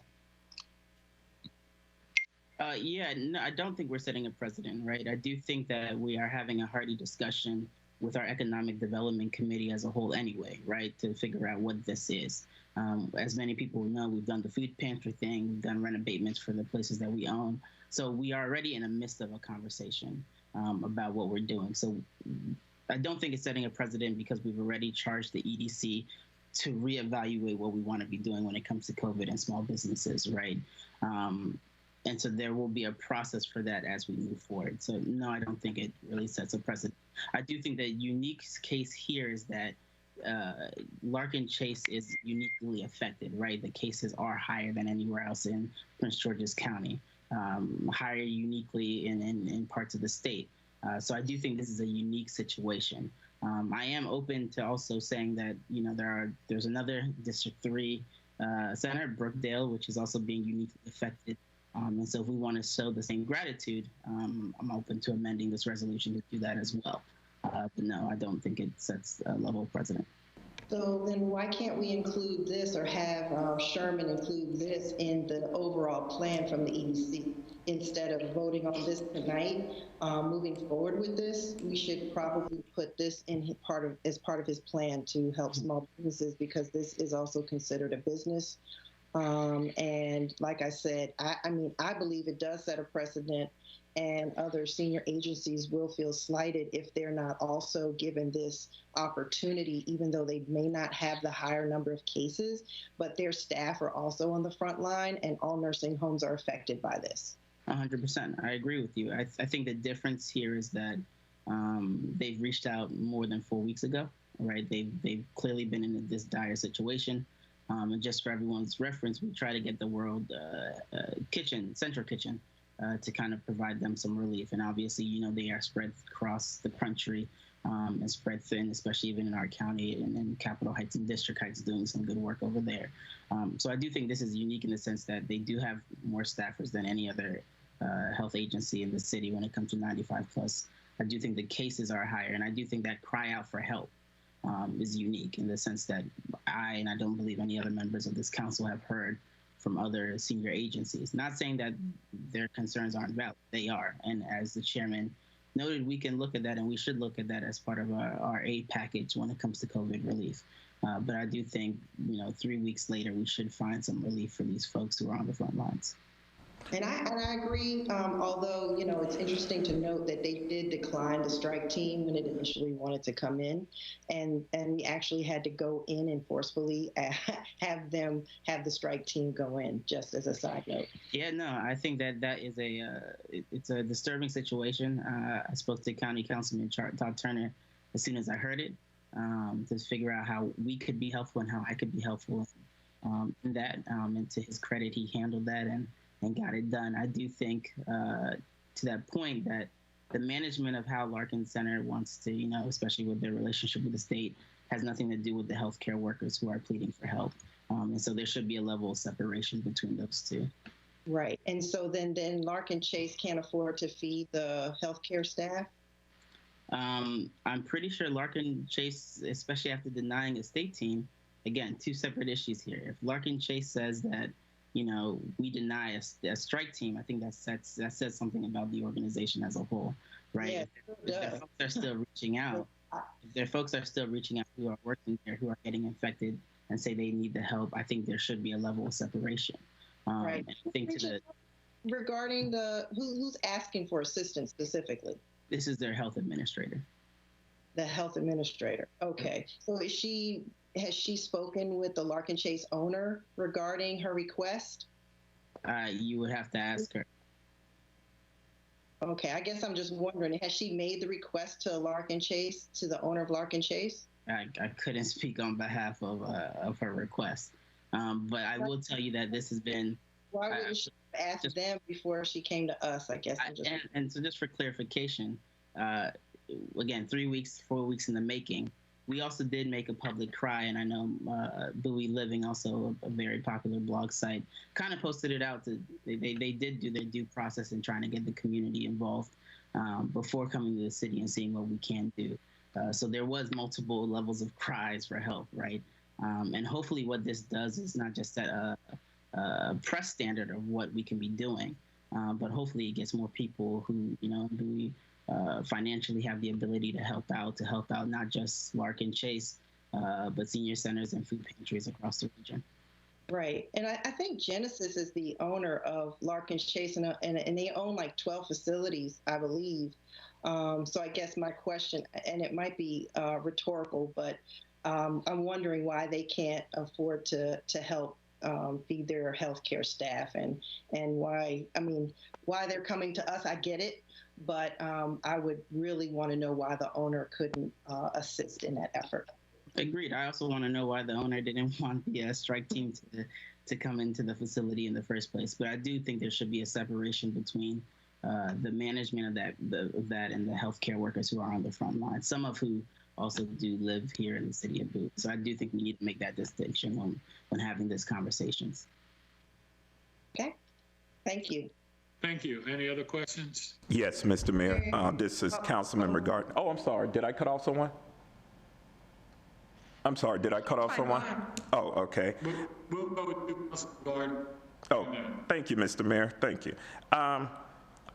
Again, I want to start by saying, and I truly want to say this and understand, Councilmember Walfo, District 3 Councilmember, I understand your your heart is in the right place. And during these times of so much uncertainty, our emotions take control of us. So I understand what your desire is to show citizenship and to show love and compassion and definitely to support our frontline workers.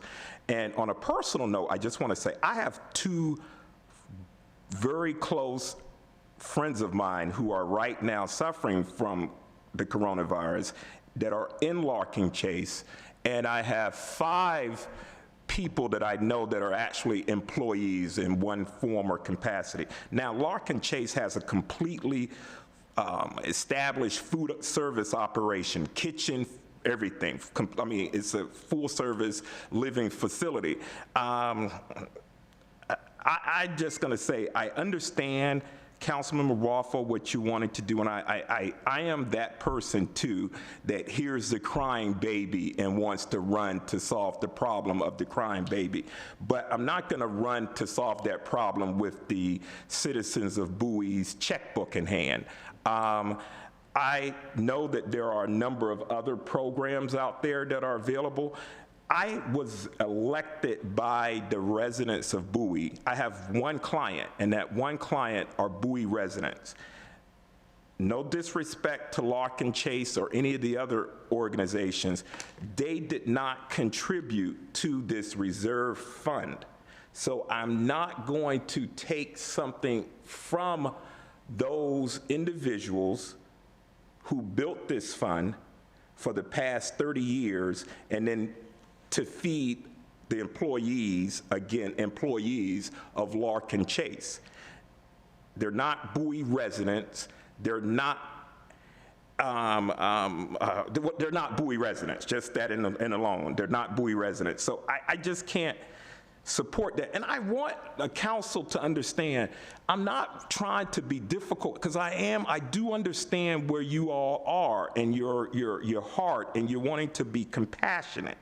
However, I do want you to take in mind that we, the city of Bowie, stand to lose a lot of money this upcoming year. We're not going to see a lot of money, and we're spending 2.5 times our normal rate for our hazard employees because of this pandemic. So our police department, they're making 2.5 times their income.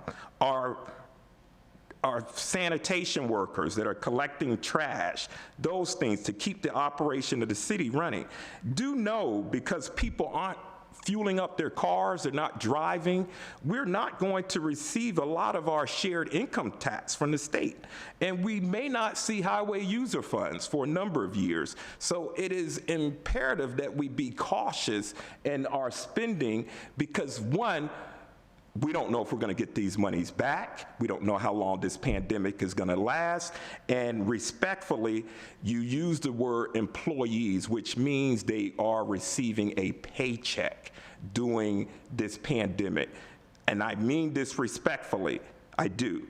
They can buy their own meals. We have Bowie residents that are living paycheck to paycheck or have no paychecks at all. I like to identify those residents and perhaps provide services to them first. Again, I think I made that comment last week. Charity starts at home.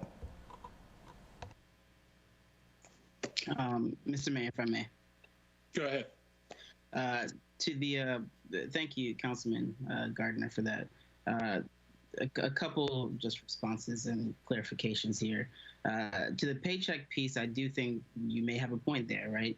And I do think, Chairman, if you're still on, that is something that we can instruct the EDC to continue to look at and do as well. I will say this, though. You talked about the kitchen and staff, right? So their kitchen, they do have a fully served kitchen that is 100% for their patients, right? So one of the things Bowie Townsend and I looked at was potentially getting one person to go in there to kind of cook their meals and donate that through that process. What we found out was that obviously with the constraints that they're under, they did not want to have somebody coming into their facility that could potentially get even more sick, and I'm pretty sure everyone understands that.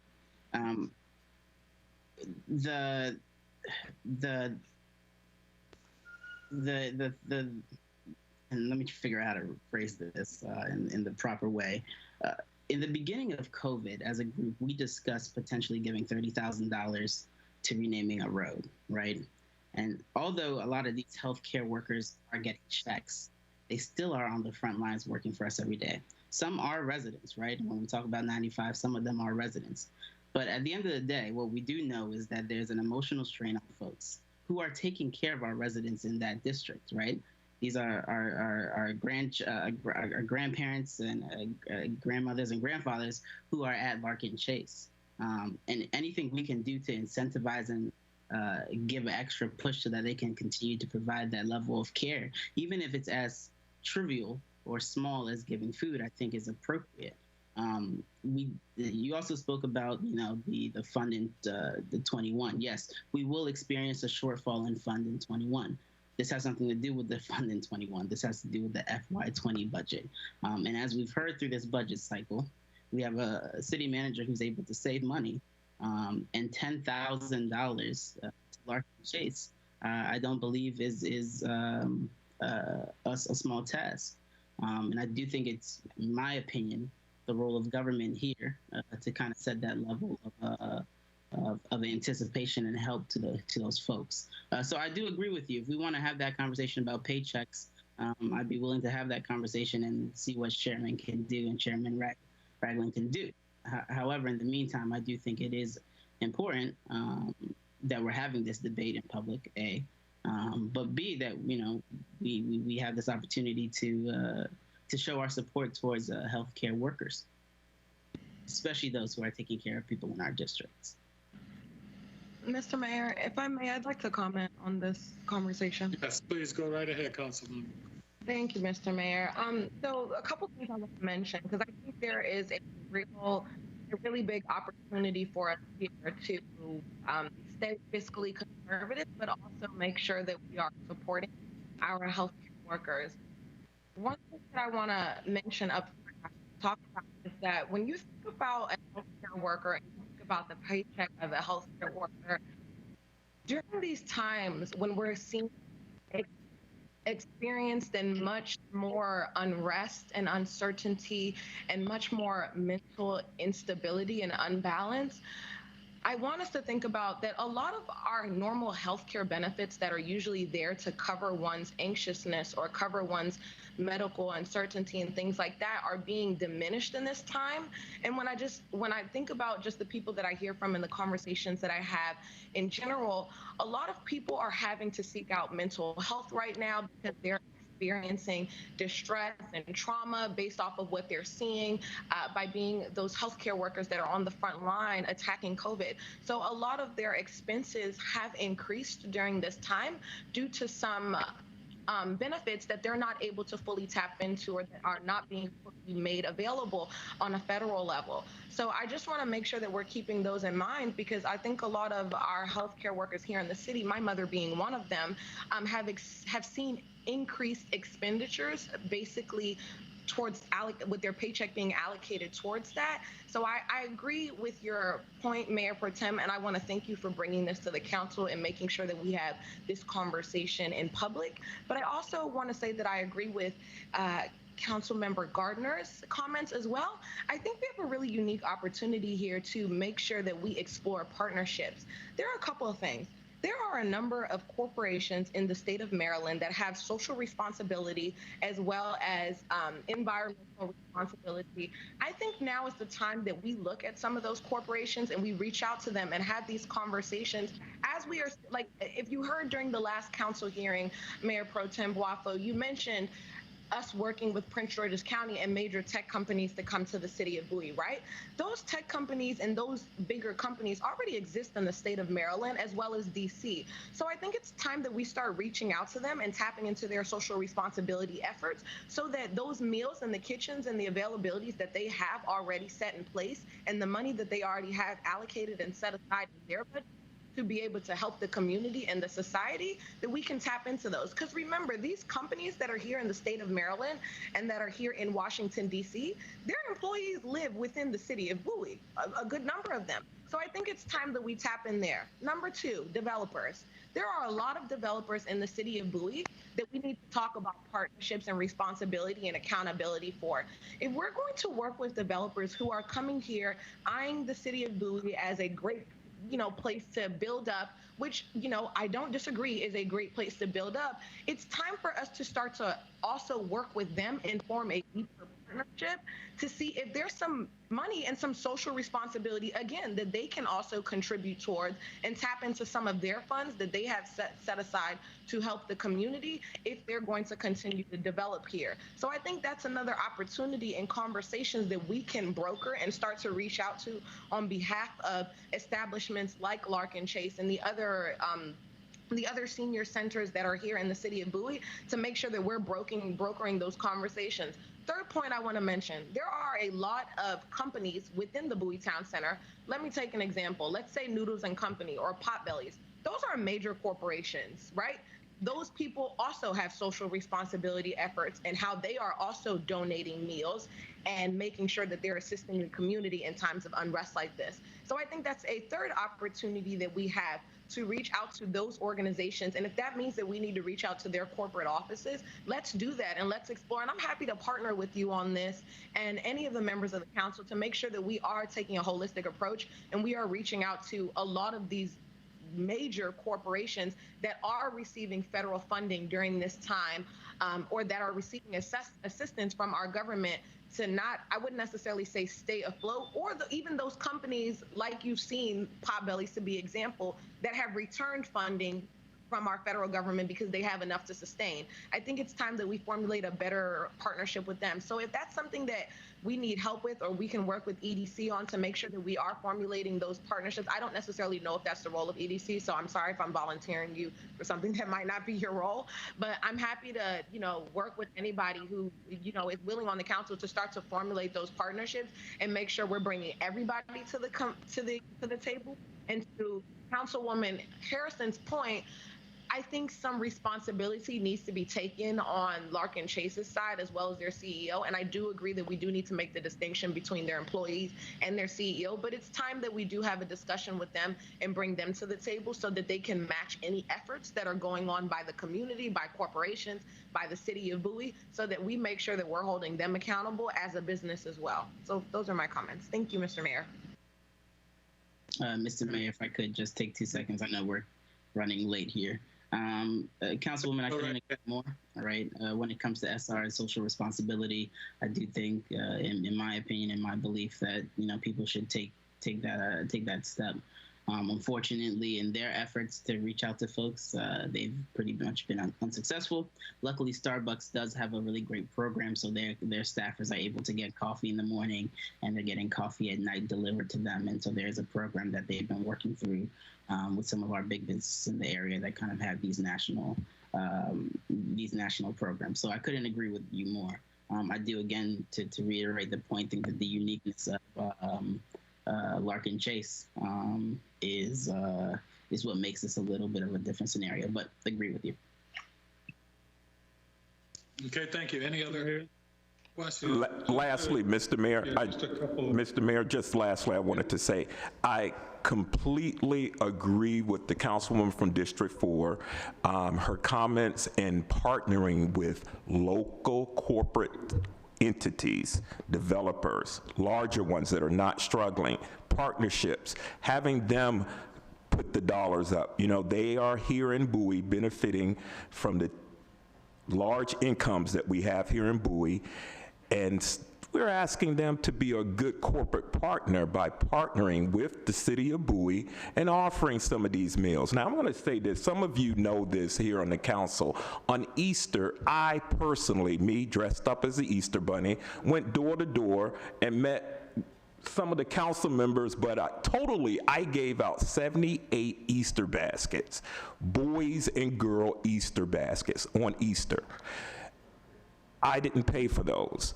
I asked corporate partners to come on board to brighten the lives and put smiles on the faces of young people here in Bowie. Costs not one dime other than a tank of gas. So I really said, what she said is exactly correct. We need to be much more engaging with our corporate partners and getting them involved in the community, not always running to the reserves to silence the crying baby. Thank you. Thank you, Councilwoman from District 4. Good work. Thank you. Thank you, Mr. Councilman. Mayor. Councilman Dufour, you had comments? Yes, thank you. First of all, I just want to kind of highlight one of the observations that I see here based on our conversation here this evening on this very minor expenditure, which is, how do we go about ensuring that we're spending money at the right place, at the right people, at the right time? What's the process for that? And I think that that's the fundamental problem we have here. And I had mentioned this to Councilman Boafo just as a quick side note before the meeting. The concerns I have with this are not the $10,000. I think it's a goodwill gesture. That doesn't bother me. And I'm not a spendthrift for certain. I think people kind of realize that. However, it does beg the question of why Larkin Chase, and we heard, there are a lot more people, there are people on the council that know a lot more about Larkin Chase than I do, and they've already done a lot more work on it than I have. But it leaves a lot of questions as to whether they're really needy or not. I don't know. So if you start making a value judgment about the need, I think you get yourself kind of down a rabbit hole. I also think that when you start looking at, how they came to be asking, then we get the question about who is it that's smart enough to go ask us for some sort of support along these lines, and do we open ourselves up to a continuing line of people, sending us emails saying, hey, can you provide this for us or help me with that? And I think that if we're going to do something like this, and Councilman Boafo mentioned earlier, this is the sort of thing that I would say that if we wanted to do it as a goodwill gesture for the first responder community in residences or define some area, but it would be in our city, of course, but for healthcare workers or something along those lines. So it's not just one institution, but really represents a goodwill gesture on the part of the city as a whole. That doesn't bother me, but it does bother me that as we look at how this kind of leads to the earlier discussion, which is we're talking about much bigger dollars potentially if we start looking for bailout money for businesses as a whole, and then we get down to a much bigger area of concern when we start talking real money. So I think that that's the real issue here. I don't have a problem with taking $10,000 out of our budget. It's Mox Nix, whether it's this year's budget or next year's budget, it's still $10,000 out of the city's coffers. But to me, the $10,000 isn't the issue. It's ensuring that it's not, being distributed kind of willy-nilly to one particular organization as opposed to another. And I think that Councilwoman and Devin Madu's comments earlier about providing other sources of revenue are key as well. We don't have to necessarily be the single source of these things. And to that, I'm speaking to even on the business side in terms of where we look to provide support for our business community. There may be others that can help us with funding for that as well. So anyway, those are my thoughts and concerns. I do think our community benefits from having great employees helping out and struggling through COVID, but I am a little concerned about the single narrow focus on an individual organization. And to Mr. Boafo's comment earlier, if we spread this to the same money across all of those who are similar situated and are serving the community, I don't feel quite as bad. Thank you. Okay. Were there any other comments or questions for the councilman at this point? Okay, thank you. Mr. Mayor, Councilman you need to, Boafo, do you have any other comments? you want to enter motion?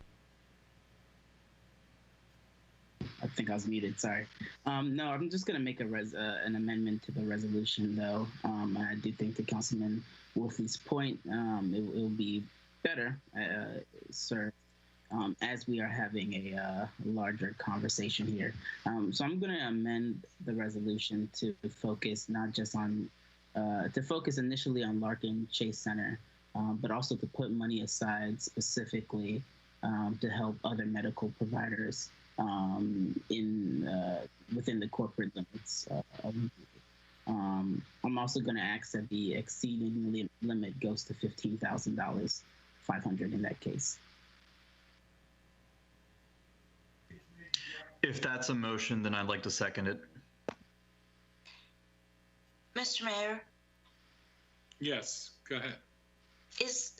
so forgive me because I'm confused. I haven't seen a resolution. Is there something in writing that's under consideration here? Yes, Alyssa. Has the public seen it? I do not believe so, Alyssa. No. Public I'm not has, sure how you vote on a thing that hasn't been published. Correct me if I'm wrong, Alyssa, but is the body not allowed to amend the agenda and vote on items regardless? Absolutely, you are. But, and you did, right? Amend the agenda, and that was proper. You and I talked about that earlier in the provision in the state law that says that nothing is supposed to be interpreted to prevent you from amending an agenda. This is a separate question of the document, right? So I wasn't objecting to the discussion of the policy that you're having. I'm just curious about or concerned about what it is you're voting on that hasn't been put out there. I mean, I don't know what it is that you're voting on. Quick question on the motion for Alyssa. This is Mike. Yeah. Hi, Ms. City Attorney. I apologize.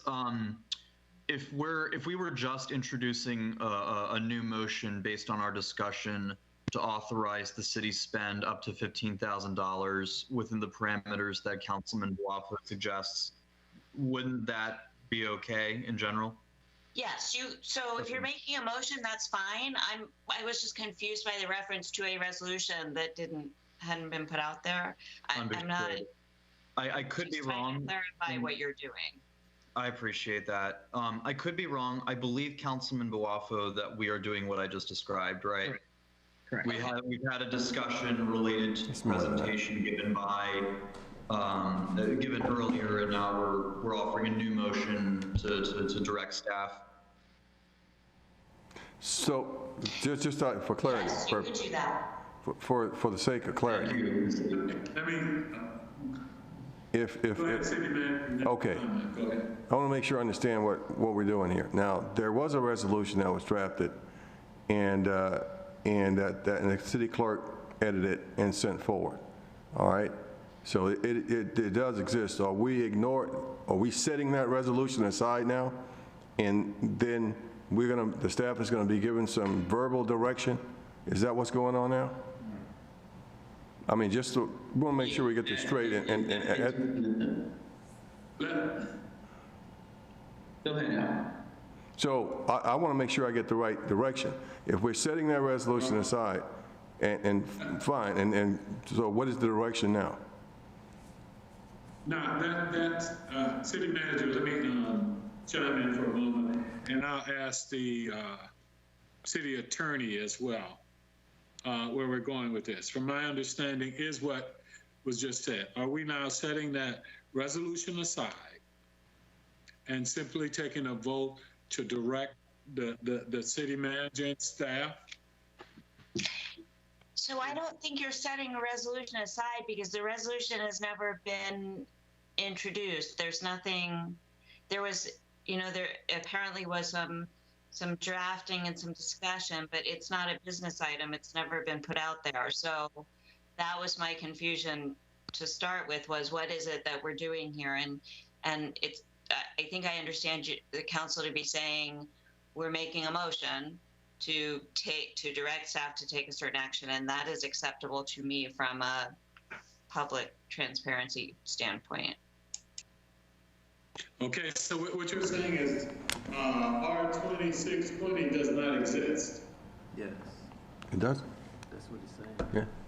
Correct, and that's where, that's my position right now, my understanding. R2620 does not exist.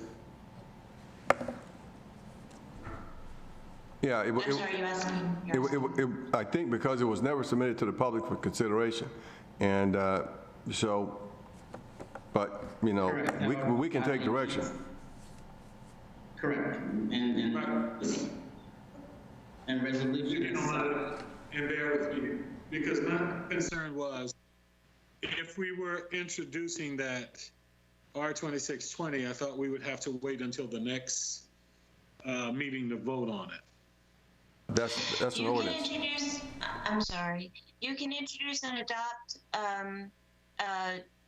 a resolution at the same meeting, Okay, but if you're voting on a document, it ought to be a thing that's been made available to the public.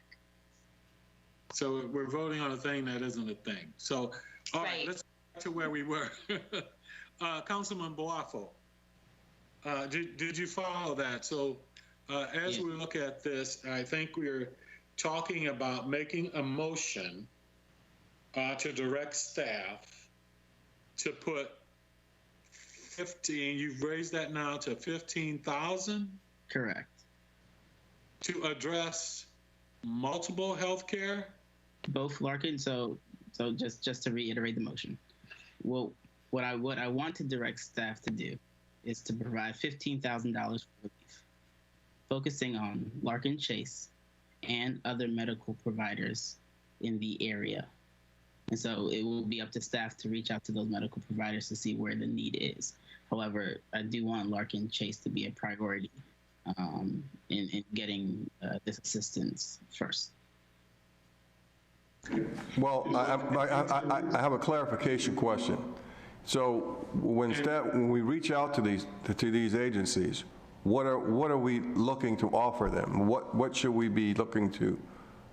What sort of assistance did you have in mind? This is for specifically food relief for their healthcare workers. Councilman, let me see if I can get some clarity here as well for myself. And that is, we're talking about now raising this, and bear with me as I go back to it, to 15,000 for us to reach out to other healthcare workers. Now, my point to you is, are you still saying that you're trying to give as many meals to Larkin Chase, or are they just one of many that we will be looking at what we can do for that 15,000? And I think that's kind of the direction that the city manager is asking as well. What are we looking at here? Correct. Mr. City Manager, if you want a specification on the number specifically for Larkin Chase, would that help provide some clarification? I just want to make sure I understand what you want us to do. We're still talking about buying meals for them in some fashion. So meal purchase and the same for, to a certain, up until $15,000 for other agencies too. Meals, coffee, comfort, and assistance to healthcare workers in senior facilities. Is that accurate? Okay. Yep. Got it.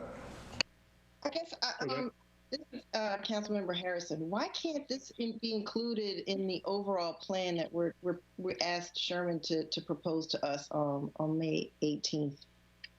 It just seems confusing, and it also seems like, we're hiding something from the public at this point because they don't even have all the information. And here we are going around and around with this, and it doesn't seem like our thoughts are organized enough to really vote on this. So, I just don't feel comfortable voting on it tonight at all. Well, Is that a motion to table?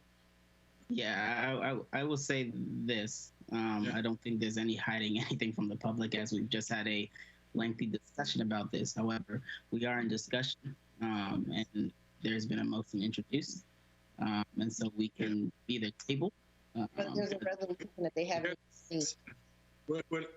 Excuse me, I'm sorry. I didn't mean to talk over anybody. We have nothing on the table now. We have no motion, we have nothing. So if we're gonna stop and take another look at this, we can just finish up our business for this evening, because there's no action we have to take, because there's no, did we get a motion and a second? Yes, Mr. Mayor. Okay, so would you like to? Mr. Mayor, I'm sorry. I'm sorry. oh, Wilder, who seconded that motion, Wilder? This is Councilman Stab. I seconded the motion. Okay. What? Okay. Got it. Sorry, Wilda's microphone is not on, but just for complete clarity here, can we get a restatement of the motion so we can have that for the record, please? Yes. The motion is to provide up to $15,000 and does not exceed $15,000 to support Larkin Chase Center and other medical providers in the area, specifically for their healthcare staffers during this time. To purchase meals for them. Yes, using specifically the town center list that they've sent over of businesses willing to participate in this. I'm sorry, where's, how does the list play in? I'm sorry. It's the list I sent over earlier. For Larkin or for just for everybody? For in this case, now that we're expanding it for everybody.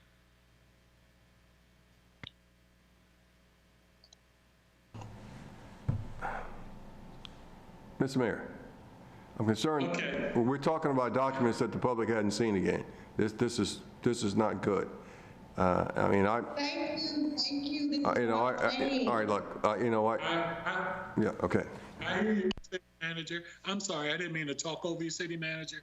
I hear what you're saying. That's why I've turned to the city attorney to make sure that, but this is something that can be done this evening. Is that not correct, city manager, at least city attorney?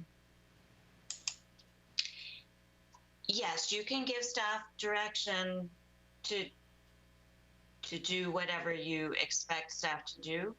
That direction needs to be clear and unambiguous, because you can't really direct staff to be making decisions about the distribution of city resources without parameters for that distribution. Exactly. So I think that's what Al is asking for. Exactly. From my perspective, yes, it is you are able to make a motion giving them direction. It doesn't have to be in writing. My only concern with the writing was there seemed to be a document that the public hadn't seen that was being adopted, and nobody really knew what was being adopted. Okay. I think, if I could, Councilman Boafo, I think you would probably need, if we're going forward with this motion or amended or where we are now, that you need to be very clear as to what the expectations are. And I would say if you're not ready to do that at this point, then we just table it or move on, but your call. But I understand what the city manager is saying. Number one, he wants transparency, and I understand that, we all do. But secondly, I think what we're trying to say is specifically, what are you asking? When you say Larkin Chase or the health providers, are you saying that up to 15 million, at least 15,000, that we provide a meal for all the healthcare providers in there? Are you specifically still trying to target a number for Larkin Chase? I think, or that's the kind of being very specific that I think city staff would need for us to ask them to do something with clarity. So that's the ask. That'll be what the members of the council will be voting on. Okay, I can restate the motion with more parameters if that works for everybody. That I think. Perfect. No, it doesn't work for me. I mean, I would prefer to table this. So I'm just stating that publicly. This is Councilmember Ingrid Harrison. I prefer to table this until we have more information, until we can clearly state what we want staff to do, where the money is coming from, and make the public aware of all the documents that have been sent to us today. Thank you, Councilwoman. Appreciate your comments. Councilwoman, is that a motion? Go ahead, Councilman. No, I was asking the Councilwoman if that's a motion. Yes, I move that we table this to the next meeting, to the next council meeting on May 18th. And I second that, Councilwoman Harrison. It's been moved and properly second. If no further discussion, we call for, excuse me?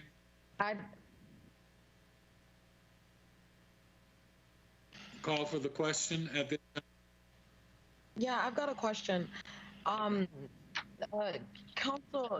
Boafo, could you please help us understand, or can you answer a couple questions on when you spoke to Larkin Chase, what was the timeline that they gave you, and currently what are their healthcare, their frontline workers doing for food today? Like, what is the timeline that we're looking at?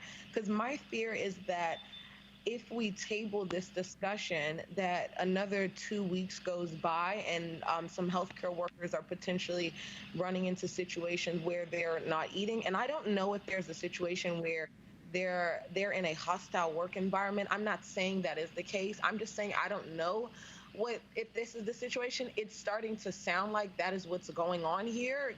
Some miscommunication or some misunderstanding between the ownership and the actual employees and the healthcare workers. What I don't want to happen is for some of these business owners to feel like they can negate their responsibilities as a business owner and then come to the city of Bowie, and then the city of Bowie is going to pick up the slack, because that's also not fair to our residents. So I just want to make sure that I understand, what is the timeline based off of your understanding when you spoke to Larkin Chase, and what are they doing? What are the employees doing currently for food, and how do you feel like they may be impacted if we wait till May 18th?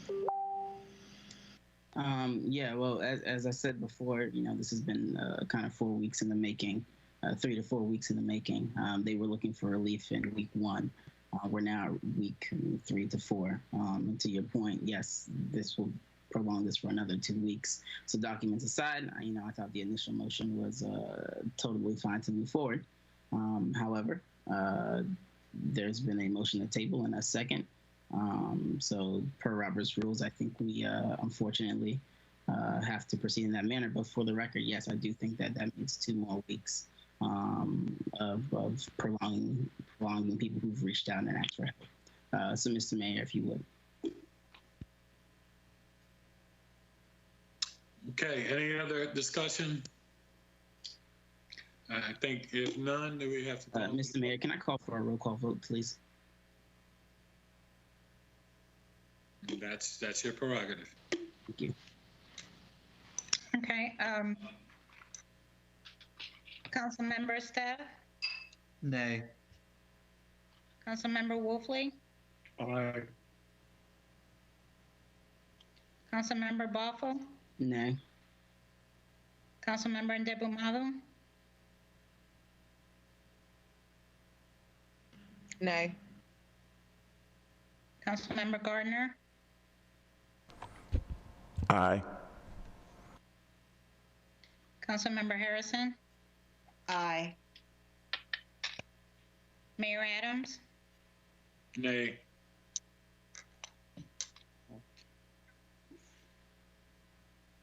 Can we have 1, 2, 3, 4 nays and 3 ayes. Okay. Well, good luck to you all. Mr. Mayor, I'd like to state the motion. I'd like to direct city staff to provide relief to healthcare workers in our area, especially Larkin Chase Center, and work with the Bowie Town Center specifically to find meals for these folks. Are you? That's your motion? That's it? No.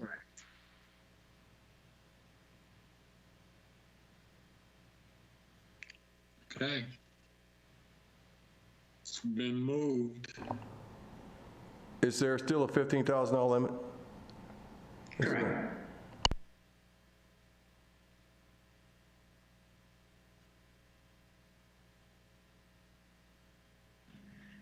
Wait, can I ask a question? Yes, please, go right ahead. This is... Okay, so let me ask a question here. So with the motion and directing $15,000 to assist, okay, is there a way that we could essentially possibly just help, whatever that dollar number is, help the healthcare workers at Larkin Chase for the next week and have EDC put this in the proposal that they're going to give to us, or assess how this could be a part of that proposal? Because it sounds like there is a little bit of duplication here of us providing the $15,000 for entity and entity that are similar to them, and we have this other conversation going on with EDC putting together a proposal. So could we possibly look at providing assistance next week until that proposal is brought forth? And then in the meantime, that will also give us time to bring the right stakeholders to the table, because if we can have a little bit more time on this, I think the turnaround time of how we can bring other stakeholders to the table, like, I mean, I can get on the phone with Potbelly's, social responsibility team tomorrow and see how these other organizations can be able to help us during this time. Agreed, Councilwoman. Would you like to amend the motion, please? Yeah, can we please amend the motion to look at providing assistance to Larkin Chase for the next week? And I don't know what that dollar amount would be, but just providing them assistance for the next week, their healthcare workers, to give us time to work on this proposal with EDC, as well as reach out to some other stakeholders, our developers in the community, as well as our corporate partners in the community, to see if we can bring forth a more holistic effort and approach. I second. Quick question, since we're talking dollar amounts. Mayor Pro Tem Boafo, what dollar amount would you consider offering Larkin Chase for a 1 week period? Do you think $2,500 is sufficient as a cap? I think $6,000 is sufficient as a cap. Is that specifically what they're requesting? That was part of the original memo. Yes, correct. For the week. Yeah. So 6,000 to that the city would authorize to work with local restaurants to provide meals for the employees of Larkin Chase. Correct. Okay. All right. I'm gonna ask that we bring that down to and look at either a $3,000 to $4,000 amount, get Larkin Chase's CEO owner on the phone to help us match these efforts. So I'm gonna cap my support at $3,000 to $4,000. I'm comfortable with that suggestion from Councilwoman Debumadu. Okay, so we May I, pardon me if I may, quick question on the proposal there. Is that just exclusive for Larkin Chase, or is that for healthcare providers and any of the organizations here in the city? I believe, if I can, I think Councilwoman Debumadu's suggestion is that we would be authorizing this capped aid for the period of 1 week exclusively to Larkins Chase on the basis that they made the request. But simultaneously, I think she is suggesting that we as individual council members reach out to both corporate partners and also other provider facilities to assess further needs. Is that correct, Councilwoman Ndebumadu? Yes, completely agreed. So that we can make sure that we are being fair to all of the other similar entities when they're coming forward to us to request any type of assistance, that we already have something in place, or we bring some partners to the table that will be able to assist us with this effort. Yes, that is correct. So in other words, we would be providing this relief to Larkins Chase because they asked for the period of 1 week. We're giving them about half of what they requested. And in the interim, we can work as a council to come back to the table if we want to authorize additional funds for a broader range of healthcare providers. Is that, okay, I think this is getting so convoluted at this point, and I have to be very candid about that. I feel like I'm somewhat on a wheel going around. I think that we need to really hone in specifically what we're really trying to accomplish. I think all of the council members have made very good points. I think there is some frustration that we all are seeing here. And I think many of the council members are trying to say, how do we move forward in being fair with everyone? Not just the healthcare workers at Larkins Chase, but overall. So having said that, we've been remotion. I've actually lost track where we are. And I would need somebody to help me to understand where we are right now. Mr. Mayor, for point of clarification, I think where we're at is Councilwoman Ndebumadu made a motion to put it at 3,500. Was that the correct amount, Councilwoman? $3K. The $3,000 cap limit to specifically provide relief to Larkins Chase for a week, while we direct the EDC and other committees to continue to look at what we can be doing, as well as asking her council colleagues to be working with community partners to ensure that this was to ensure that we provide some relief for healthcare workers. I do then believe that there was a second from Councilman Estef. Okay, so let me just make sure I've got this straight. It's been moved that we provide a cap of $3K to support the healthcare workers at Larkins Chase for 1 week, and that we continue to ask council members to see if we can get community partners and businesses to assist with this to support the healthcare. Meanwhile, having EDC as well, at least Economic Development Committee, work at looking at what we might be able to do in a broader sense for more of the healthcare workers. Does that encapsulate the motion I'm hearing? Correct, and I do believe there was a second, Mr. Mayor. So it's been moved and properly second. Who seconded it? I'm providing the second. Okay, it's been moved and properly second. And any further discussion at this point? Mr. Mayor, I'd like a roll call vote, please. What's that? I'd like to call for a roll call vote. Okay, roll call vote. Your prerogative. Councilmember Estef?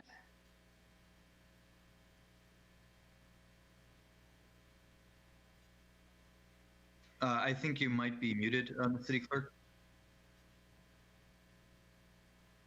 No. Councilmember Estef? Oh, well, I'm an aye on the motion. In either case. Councilmember Wolfley? Nay. Councilmember Boffo? Aye. Councilmember Ndebumadu? Aye. Councilmember Gardner? Nay. Councilmember Harrison? Nay. Mayor Adams? Aye. Okay, the ayes have it, 4-3. Mr. Mayor, I move to adjourn. I second that. Was that a vote on the, was that not a vote on the amendment, not on the initial motion? No, I think the councilwoman withdrawed her initial amendment and put up a new motion. City Clerk, are we good?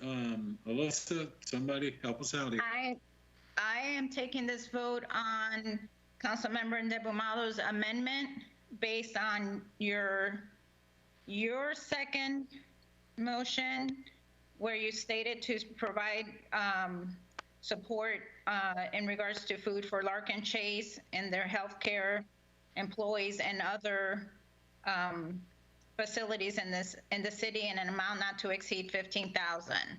And then I believe Councilmember The other transfers that were. motion to amend it to make it a specific dollar amount and for just 1 week. And the dollar amount was $3,000, correct? Correct. Okay, and then is that what Councilmember Steph voted second on? That's correct. Okay. Correct. So And I that's what wanna we make that took the clear. vote on. Ms. Hernandez, I want to make that clear. That's from FY20. Okay. Just a moment. You know, there has to be an appropriation action and a document associated with that. Byron, could you talk about that?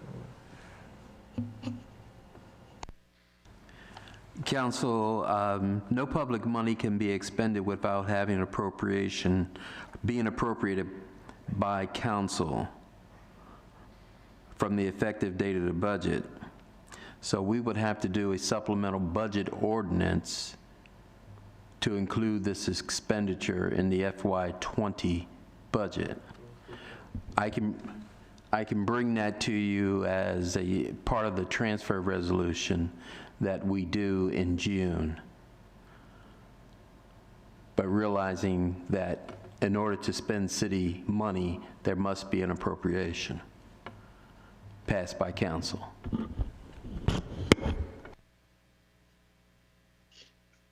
Mr. Mayor, I move to table this item. I'm sorry. Question on that tabling real quick. I apologize.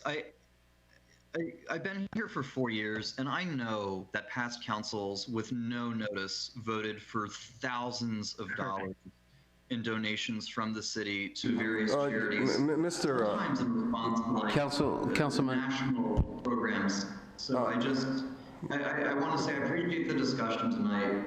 And There's no need to table it, if you let Mr. Matthews explain it. Councilman Esteve, we don't need to table it. I indicated that I would make the appropriation for these funds during our transfer resolution next month. Right, and my comment's not directed at you, Mr. Matthews, but I did just want to point out that past councils, gave away tens of thousands of dollars on the drop of a dime to the Red Cross and other organizations in the past. We're talking about $3,000 to an organization in Bowie that's expressly asking for our help. I think we can do that, and that's my own thought on the matter. I think, if I may, is it not, pardon me, if for staff purposes, I believe what you're saying is that we can proceed with this and the Exactly. That's correct. Administrative side with this, so that we can move forward with this as the council has voted in favor. So there shouldn't be a problem with proceeding with the request. No. We should be able to move forward, meet the requested assistance, and the money will be attended to when we make the June adjustments to our budget, correct? That's correct, Councilman. That's correct. So Adrian, There's no need to table anything. We're going to do it. We're just going to account for the money in June. All right, that's all we're talking about. So council, moving forward, Just to summarize for those who are still listening and understanding, the motion carried with the 3K limit when the appropriations will be taken care of in June, and so we can move forward. Now, at this time, did we have a motion to end? Mr. Mayor, I move to adjourn. Second. It's been moved and properly second. All in favor? Aye. Aye. Thank you, everyone, and thank you to the citizens for seeing democracy play out at its best. Thank you, and good night. Thanks, everyone.